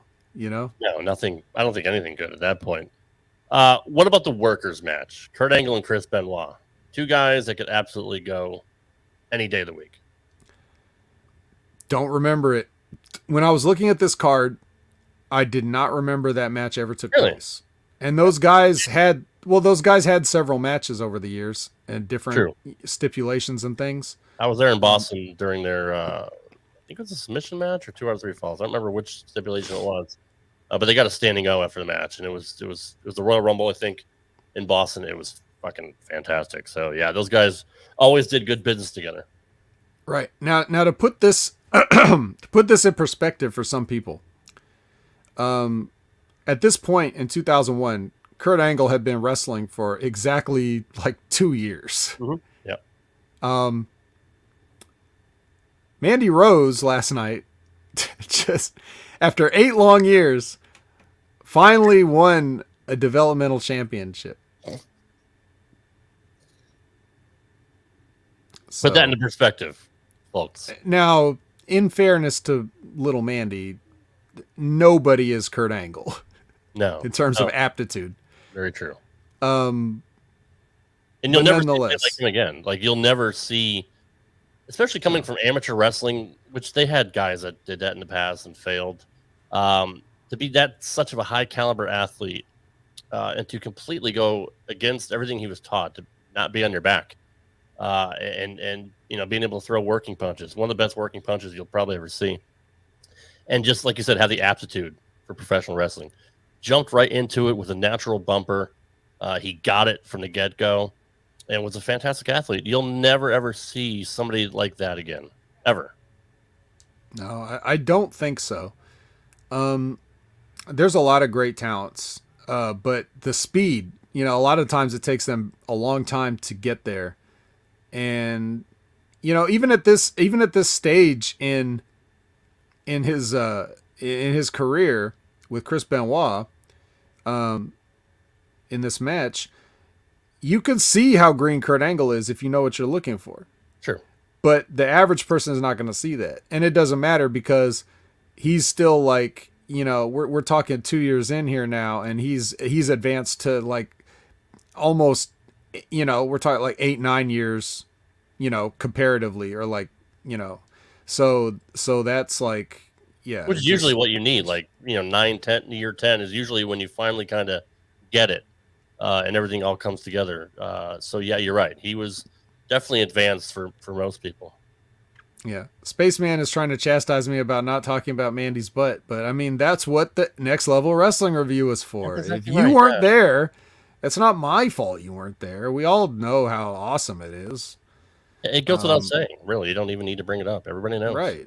And Kurt Angle, I think, has a nice butt as well. I'm not sure what I would grade it because over the years he's lost and gained certain muscle mass in certain areas. So he's leaned out. I wouldn't say that he has a particular nice ass at this point. I don't think. No. But back in 2001, definitely probably around a 7, I would think. Yeah, grade A for sure. But yeah, so milk does the body good. So I mean, he's a big milk. Right. So yeah, it would be fun to do. Like, I don't know what the context would be, but it would be cool to do like match watch along. Except instead of just watching along, I'd have to be able to like, all right, pause. Like it'd have to be like have the YouTube thing pulled up, so I can do like I was gonna say Gruden's Grinders, but that's maybe not a popular thing right now to say. So can't do that anymore. Yeah. We'll just go with Madden and the Telestrator type. There you go. Yeah. Type deal. Like boom. Yeah. So the vet is making me angry by being too gentlemanly. That's because he likes me. He doesn't fucking like Ray or Colin or any of those like assholes. He likes me. Oh yeah, he just wanted me to talk about Mandy. That's all. Yeah, pretty much. Yeah, and we did. We got in it. But I will say you were a little bit more, upbeat and animated during the show as opposed to the Next Level review. I'm just saying maybe it's because of who you're working with or the subject that you're talking about. I think it's the subject. Yeah, it's probably the subject. Like, come on, dude. I don't want to talk about NXT. It does, right? I didn't want to watch it. I like you and Ray, and I support you guys. I don't want to fucking listen to you guys. And I appreciate that, and I appreciate everybody that tunes in to watch Ray and I suffer through the NXT reviews, and that's why it takes so long to get to it sometimes, because we really don't want to. And it's the same thing with Impact. Like, no way on earth would I ever want to watch Impact. Right. But I try to make something out of it. And again, that's with you guys in mind. So, I'm very appreciative of all of you, and that's how I show my he ain't lying. She's in the house. Matt ain't lying. He's watching us. He may not be here on the manning the 1s and 2s, but he's watching us at all times. So, yeah. So like, anyways, back to WrestleMania. So let's look at some of the rest of this card here real quick. Jericho and Regal had a match. This was like where I think the first of 2 years that Jericho opened WrestleMania as an Intercontinental Champion or fighting for an Intercontinental Championship. Do you have any memories of this match? I don't. Was that during like the Eurocontinental? No, that was Angle. Never mind. No, not one fucking. No, not at all. Obviously, I think it was good. Yeah, it had to be, right? Regal's fucking fantastic, so I'm sure he carried that match. No, to be honest, looking at this, I don't remember any of this shit other than Vince and Linda stuff because it was over the top, and that's kind of memorable. In the main event, in the Hardys match, I don't remember Test and Eddie Guerrero. I'm sure it was a great match. Kane, Raven, and Big Show in a Hardcore Championship match. Okay, X Factor. Oh fuck.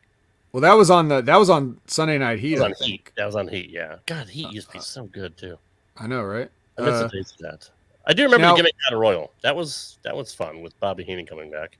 Yes, that was fun. The China and Ivory thing.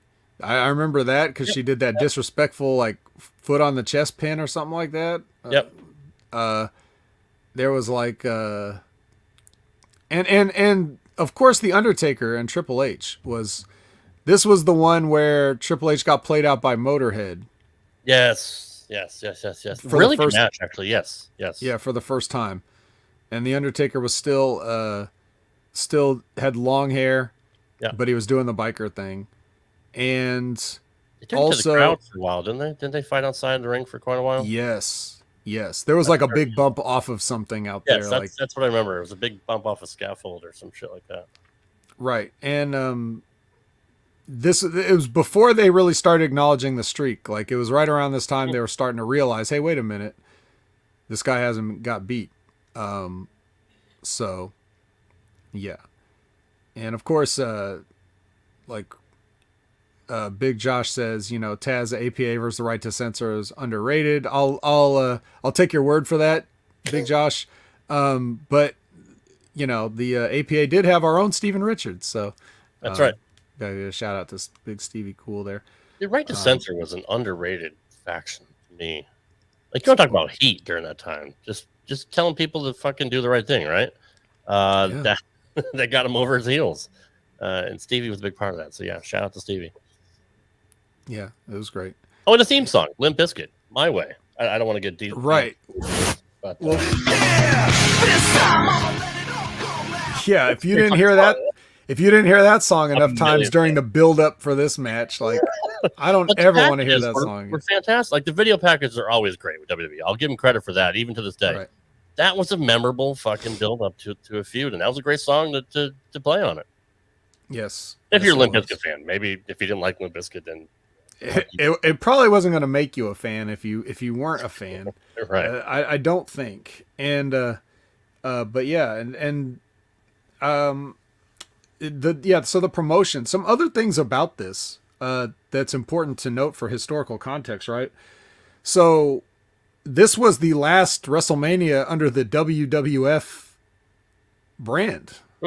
Correct. Because they would change the following year to WWE after they somehow got pummeled into submission by the animal organization. Yeah, the tree huggers, cocksuckers. Yep. Yeah, unfortunate. Yeah, well, the universe tends to shake out as it should. Well, I mean, Vince always, he loves entertainment, pal. So if he can put entertainment in the name of the company, it's perfect for him, right? Of course. And, it's an oxymoron, of course, but, nonetheless. And also, just prior to this, WCW was purchased. So not enough time to like plan out something and pull it off. If I remember correctly, there may have been like a shot of like some random WCW wrestlers in the balcony somewhere. There was. Who the fuck was there? I think Chuck Palumbo was there, and like a bunch of lower. Yeah, all the great stars. Yeah, Chuck Palumbo, above average Mike Sanders. Mike Sanders, actually, Elix Skipper is. I think he's working at Applebee's now. I saw his LinkedIn profile. I think he's. Wow. He's a manager there. So man, good for him for getting work. Yeah. You think he ever like? You ever think he like runs across the top of the booths with a? Anyway. Yes. Sorry, Elix. Yeah. So this was kind of a weird time for the WWF because of all this stuff going on. Yeah. But like you said at the top, this was like a very fondly remembered. It makes a lot of people's top 10 lists or top ones of greatest pay-per-view events of all time. A lot of people like consider it top to bottom the best WrestleMania card, apparently, just for matches. And that's even including a match that China was in, and a hardcore match with Kane, Raven, and Big Show. So, like, I guess you said what would you say is your personal favorite? Because you mentioned that this wasn't it. So if you had to say you had a favorite WrestleMania, which one would you say? It's funny that you mentioned that. Probably because I was there, and maybe I have rose-colored glasses. But WrestleMania 14 was in Boston. That was my first WrestleMania that I went to, which obviously had Steve Austin and Shawn Michaels in the main event. The birth of Austin Austin being the world champion. Hardcore. What was it? New Age Outlaws against Foley and Terry Funk. It had dumpster match, whatever it was. Like, I don't know. I mean, I have a fond memories of it, maybe because I was there. Like DX getting played out by the fucking band that nobody ever heard of that wrote their song was pretty fucking cool. So that's right up there for me. I love WrestleMania 8. Right. It was great. Well, not every match was great, but fuck, dude, Macho Man and Flair was a classic. I actually don't like that match, but you really not. Oh, the match itself, yeah, like it was weird. It was a very weird match, but it should have been great. Like, and you look at like Mr. Perfect involvement, or it's just not good. The match itself is not good, but those guys are good. I mean, again, I'm not a worker. So, I mean, as a fan, I enjoyed it. Well, even before I, just watching it as a fan, I was just like, what? Why is this match boring? Like, I didn't, okay. I don't know. There's like this thing happened to me, where when I would watch a Randy Savage match, it was like I'm staring at it, I'm watching it, and yet like it's just completely going through my brain, like unfiltered. It's just like passing through. Like it's almost like when you hear stories about people that think they're abducted by aliens because there's like time missing from their life. Yeah. It's like that happened to me every time I watch a Macho Man match. And I was just like, and I'm not saying that to be funny and take a dig at the Macho Man. I'm literally saying that, like, I'd watch the match and be like, okay, what did I just watch? I don't even know what I looked at right now. So like Macho and Warrior and Macho and Hogan, like WrestleMania 5 and no, WrestleMania 5 that had not started to happen yet. Okay. All right. It was sometime in the early 90s, and especially in WCW, where I'd watch Macho Man matches and just lose a chunk of time somewhere. I can agree with that. What about Piper and Bret Hart? To me, that's a great match.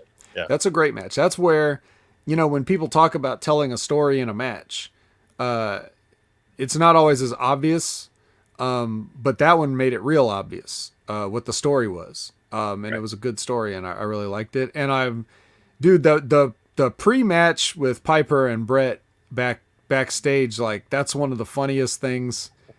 It's just when Piper's like, I remember being in the Hart house, and I'd come downstairs and she'd be making them sandwiches. Of course, only one piece of bologna. It doesn't matter. I was hungry. Yeah. And then the whole thing at the end, like, where he's like, no, you wouldn't have, that whole thing, that's great too.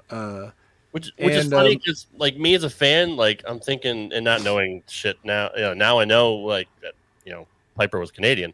Like, he's from Glasgow. What the fuck was he doing in Canada? Like, he that's bullshit. He wasn't at Bret Hart's house. Like, I didn't fucking know any better, right? Like, that's bullshit. Right. Yeah. What are you talking about? What is he saying? Yeah. This is also the pay-per-view where Sid Justice calls Mean Gene a fat, bald-headed little oaf. So that's great. Everybody remembers Warrior, obviously. The music hitting and going fucking ballistic when he comes out, albeit smaller than he was when he left, but with still, less hair.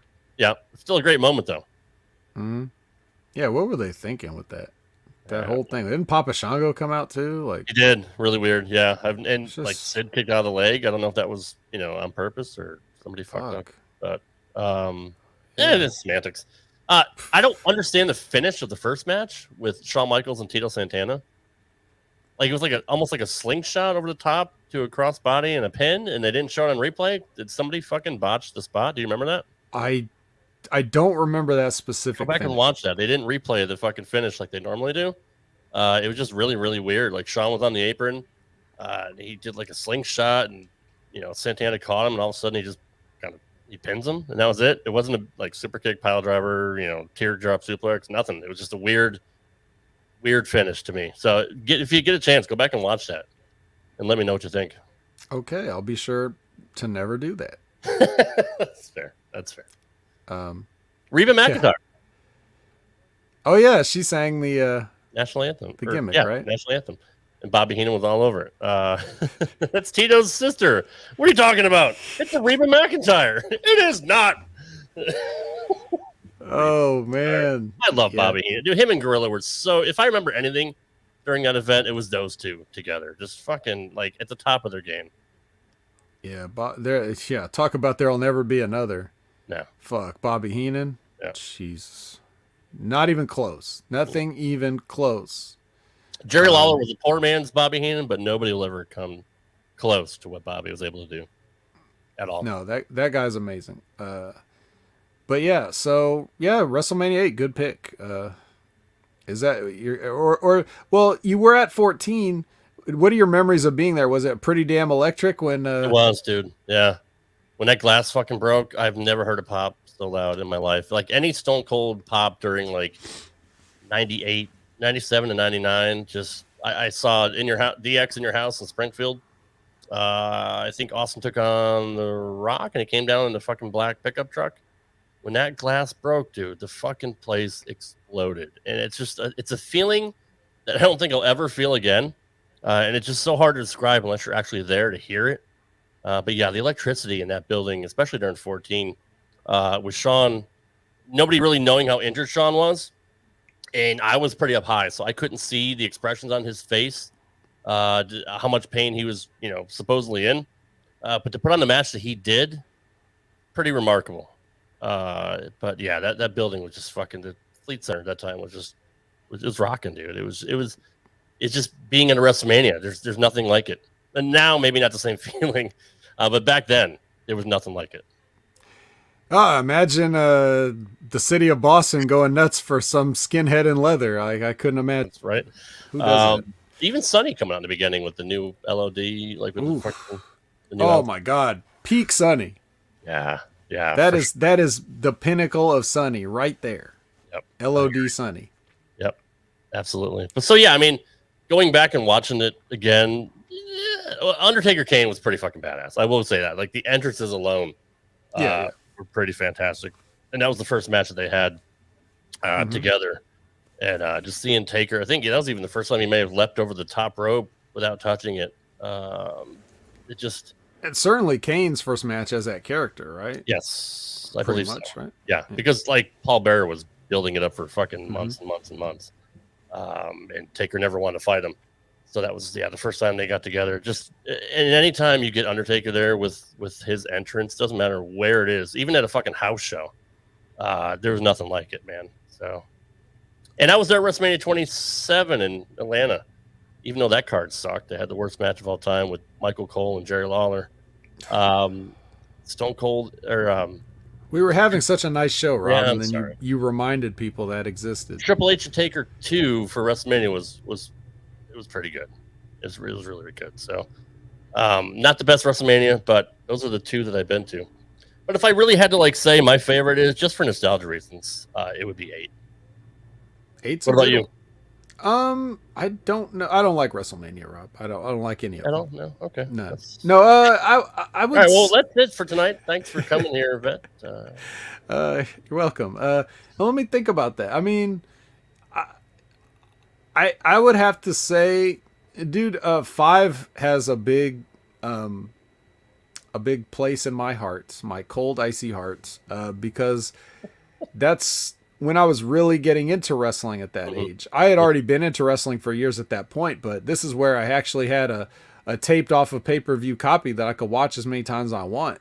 Yeah, me too. That was the first one I saw live on pay-per-view. Yeah. And so I like watching that and SummerSlam 88, those ones, I just kept watching those over and over again. And there's a lot of good stuff on WrestleMania 5. And I'll point this out because it's a weird thing I noticed. But so you remember in WrestleMania 5, they had the Piper's Pit. They had 3 little segments in it. And Brother Love comes out and Morton Downey Jr. comes out. And then Roddy Piper comes out. And there's a scene where Piper grabs the kilt that Brother Love is wearing and rips it off. And, he's got not tidy whities, but tidy reddies on underneath. And he runs up Brother Love runs up the aisle, trying to cover himself with his little red panties on and whatever, and then he's gone, and then it's down to Piper and Downey Jr. But when you watch those on the network or now Peacock or whatever, or even on home video releases, like when they released that big DVD box set of all the WrestleManias and stuff, that scene where like 1 minute Brother Love's in the ring and the next he's not, they never show him get pantsed. No shit. Yeah, and I don't know why, because it wasn't really anything objectionable. Right. Nobody wants to see Bruce Pritchard without pants. I know that, but that is not enough of a reason to go through and like scrub it from existence. So now if like people are going back and watching these things, and that's what I don't like. I don't like people thinking they can be like the curators of history. Like, dude, if it happened, it happened. Just, it doesn't, you don't have to love it, but just if nothing else, leave stuff in as a cautionary tale or something. Don't try to act like you were perfect, Put up a warning beforehand or whatever. Yeah. Something. I hate revisionist history, and especially with WrestleMania 6, with Piper in half blackface. Right. Which that's at the time was weird, but we didn't think anything of it. You know what I mean? Right. And he was making a point with it that's like, specifically not racist, the point that he's trying to make. Right. But whatever, like, just, I don't know, man. So that's a weird little tidbit about WrestleMania 5. Like, if you watch any versions of it now, it's going to miss Brother Love, like, running up the aisle with his little red panties on. But unfortunate. It's fortunate and unfortunate at the same time. But yeah, I watched that so many times. I loved it. Wasn't that the one too where Ronnie Garvin was like the guest ring announcer? And that was SummerSlam '89. That was SummerSlam '89. Okay. Yeah. Ronnie Garvin had a match at WrestleMania 5, though, did he not? It was probably some terrible against Dino Bravo or something, right? Probably. Yeah. I don't remember him wrestling. I remember Haku and Hercules in the opener. Yep. And Howard Finkel fucked up and called him King Tonga, which got edited out later on. That's right. Yeah. He did do that. Yeah, he did. And if you didn't watch it live, you wouldn't know that because they edited that out too. Yeah. I remember Run DMC was pretty dope. WrestleMania rap. Yep. Let's see. Mr. Perfect took on the Blue Blazer, I believe. Yes. Blue Blazer. First WrestleMania. Yes. He was very good. I remember them like the Blue Blazer every week trying to figure out who he is. Like Jesse would try to figure out who it is, or Bobby Heenan would try to figure out who it is, and we didn't know until years later. Now when you see it and you see his big ass nose, and you're like, oh fuck, yeah, that's Owen Hart. But you want to talk about a guy that was innovative, even back then, could wrestle his fucking ass off, dude. Like he had a lot of Japanese influence and all that. Doing tours over there. I love the Blue Blazer. I was a big fan. Red Rooster, I think he was there at some point. Yeah, that's the one where he got a singles match with Bobby Heenan. Oh, that's right, and the Brooklyn Brawler. And Bobby Heenan interfered in that match with the Warrior so that Rick Rude could win the Intercontinental Championship, and then the Warrior immediately went after him and splashed him and busted his ribs. So then he goes into the Terry Taylor match with the hurt ribs. And as soon as the bell rings, this is where Bobby Heenan is so good, almost too good. Like, because when the bell rings, he just cowers in the corner. And that almost makes you too sympathetic towards him. Like, you almost feel bad about him getting his ass kicked at that point. So in that way, he was too good. Right. But nonetheless, I'd rather be too good than not good enough. That's for damn sure. He bumped his ass off for that with fucked up ribs. Like, he took a couple of good shots in the turnbuckles. Yeah, well, Bobby Heenan used to be a good wrestler. Legendary bumper. But I mean, look at him. You know what I mean? Like, no one's going to believe him being like a superstar wrestler, but like, he was really good in the ring. You know who else was good? Like, I love the matches going back and watching them later. Mr. Fuji. Oh my God. Mr. Fuji and Tanaka as a tag team. Yep. Fuji was so good. So good. He didn't even do nothing, but that's why he was good. Yeah. Yeah. He would do that. He would do the thing where like you push him to the ropes and go for the break, and then he's like, he gives a clean break, and it's like, look, I'm very sportsmanlike. And then next time it happens, it's great. Fuji was great. And just for the record, yes, Dino Bravo defeated Ronnie Garvin in 3 minutes and 6 seconds. You called it. You called it. Fuck. Unfortunate. Dino Bravo's the worst wrestler who ever lived. I'm just throwing pretty that out bad. there. He's pretty bad. There's nobody worse than him. Built I'd rather like watch. so. I'd rather watch Anna Jay have an Iron Woman match. No, you wouldn't. With Big Swole. Big Swole, one of the hottest prospects when I signed her, and before I watch Dino Bravo match ever again, I will watch any of those. See, that's how I feel about Terry Taylor. Like, I didn't think he was good at all. And I know he's got a great mind for the business, but like, I just wasn't invested in him at all. And maybe it was just his characters that he played. He was okay. Good hand. A lot of what he was doing was just like light Ric Flair. Yeah. You know, so.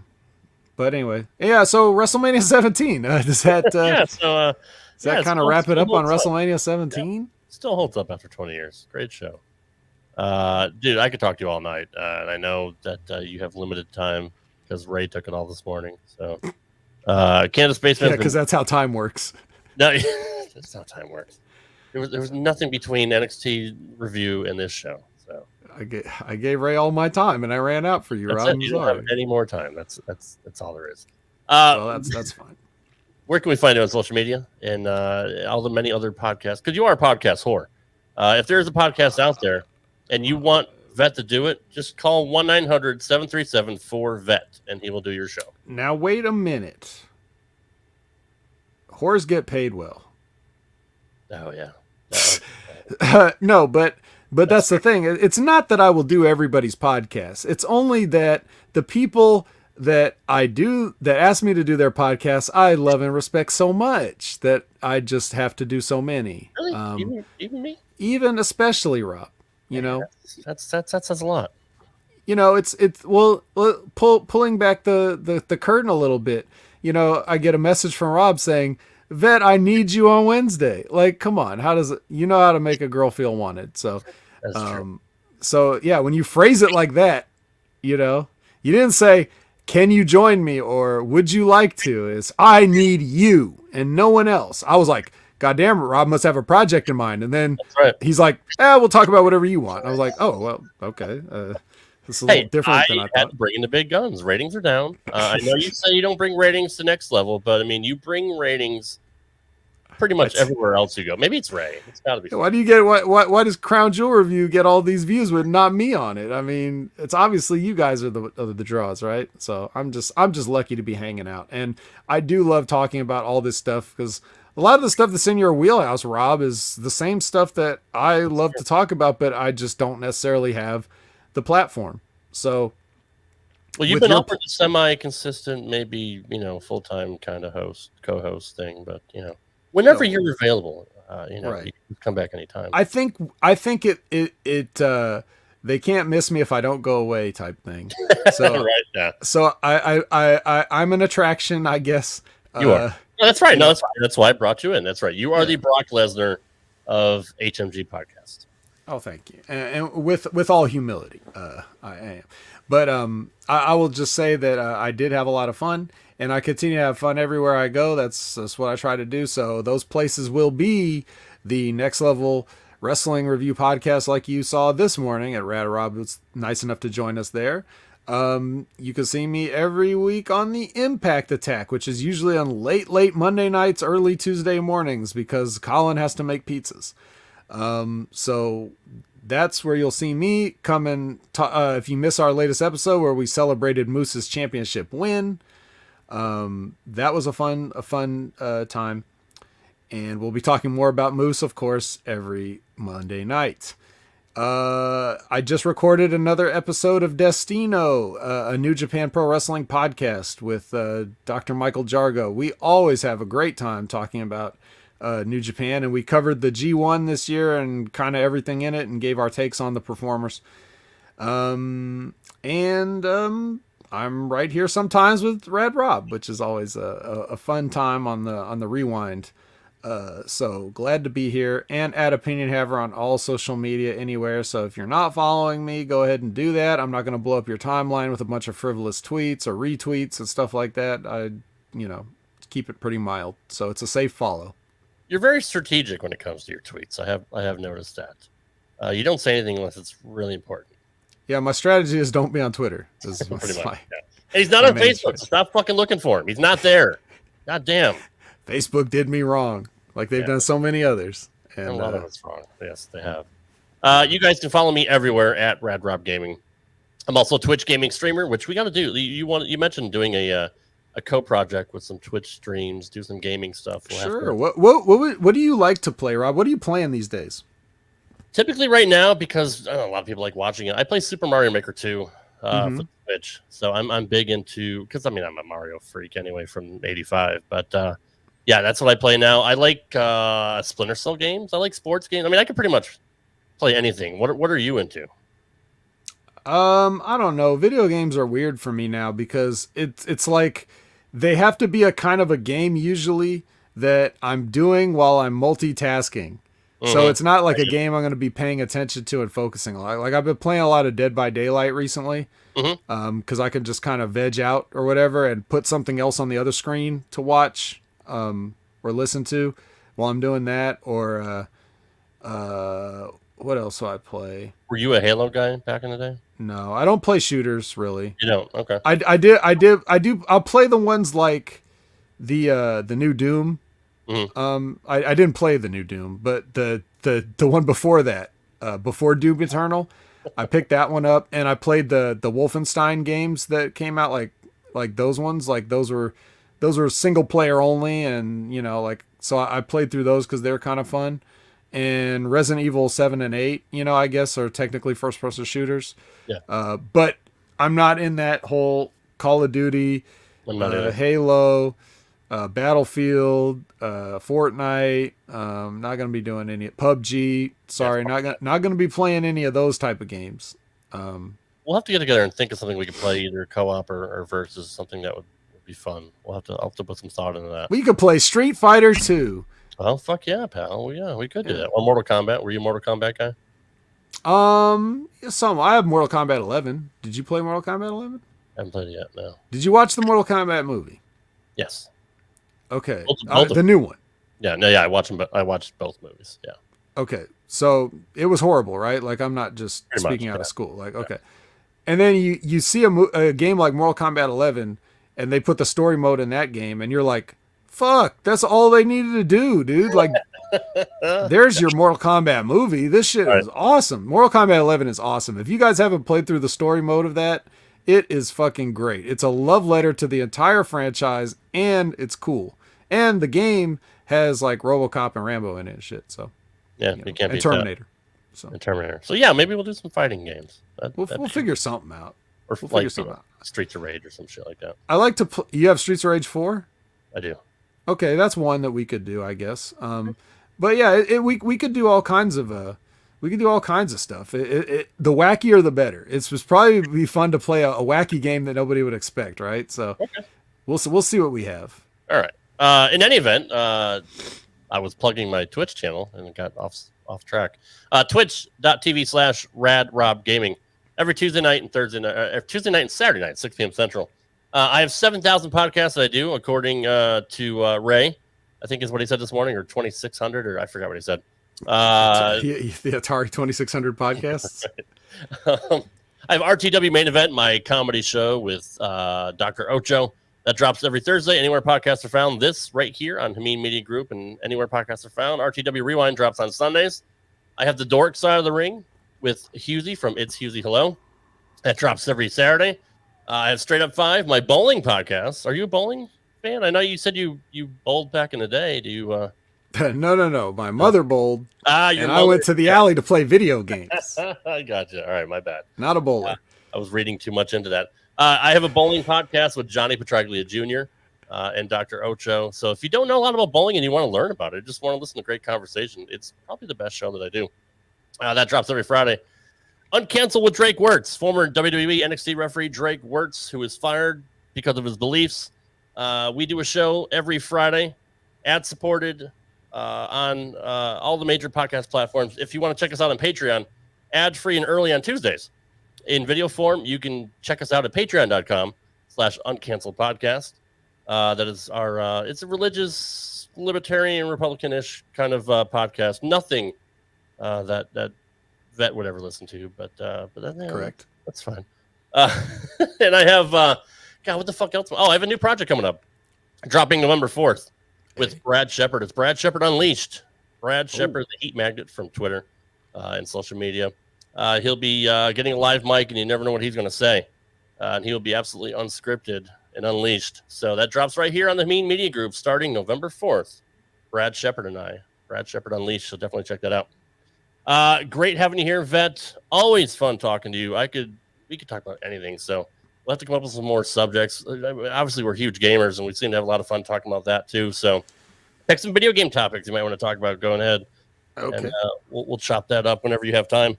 But you are just a wealth of information, and you are a national treasure, especially to everyone here at Media Group. You're a Rip Rogers guy, so you were trained right. Why, thank you. And although you don't like Big Ray, he's okay. Now, wait a minute. I like Big Ray. See, if I didn't like Big Ray, I'm going to clip that so he can put it in his Roadcaster so he can play that every Wednesday. You said it. He's going to, too. It's on tape. You can't get rid of it. It's here forever. You said it. Yeah, then I shouldn't have said it. Everybody here in chat, thanks for hanging out. Canada Spaceman, Sonic, Medium 5, Lizbeth. We appreciate everybody here, all of our loyal HMG army. I don't know when this will be back because I do shows sporadically because I have so much going on. But I do appreciate you guys listening to the show and watching here on Media Group on YouTube. And we will see you whenever I feel like putting out another show. Take care, guys.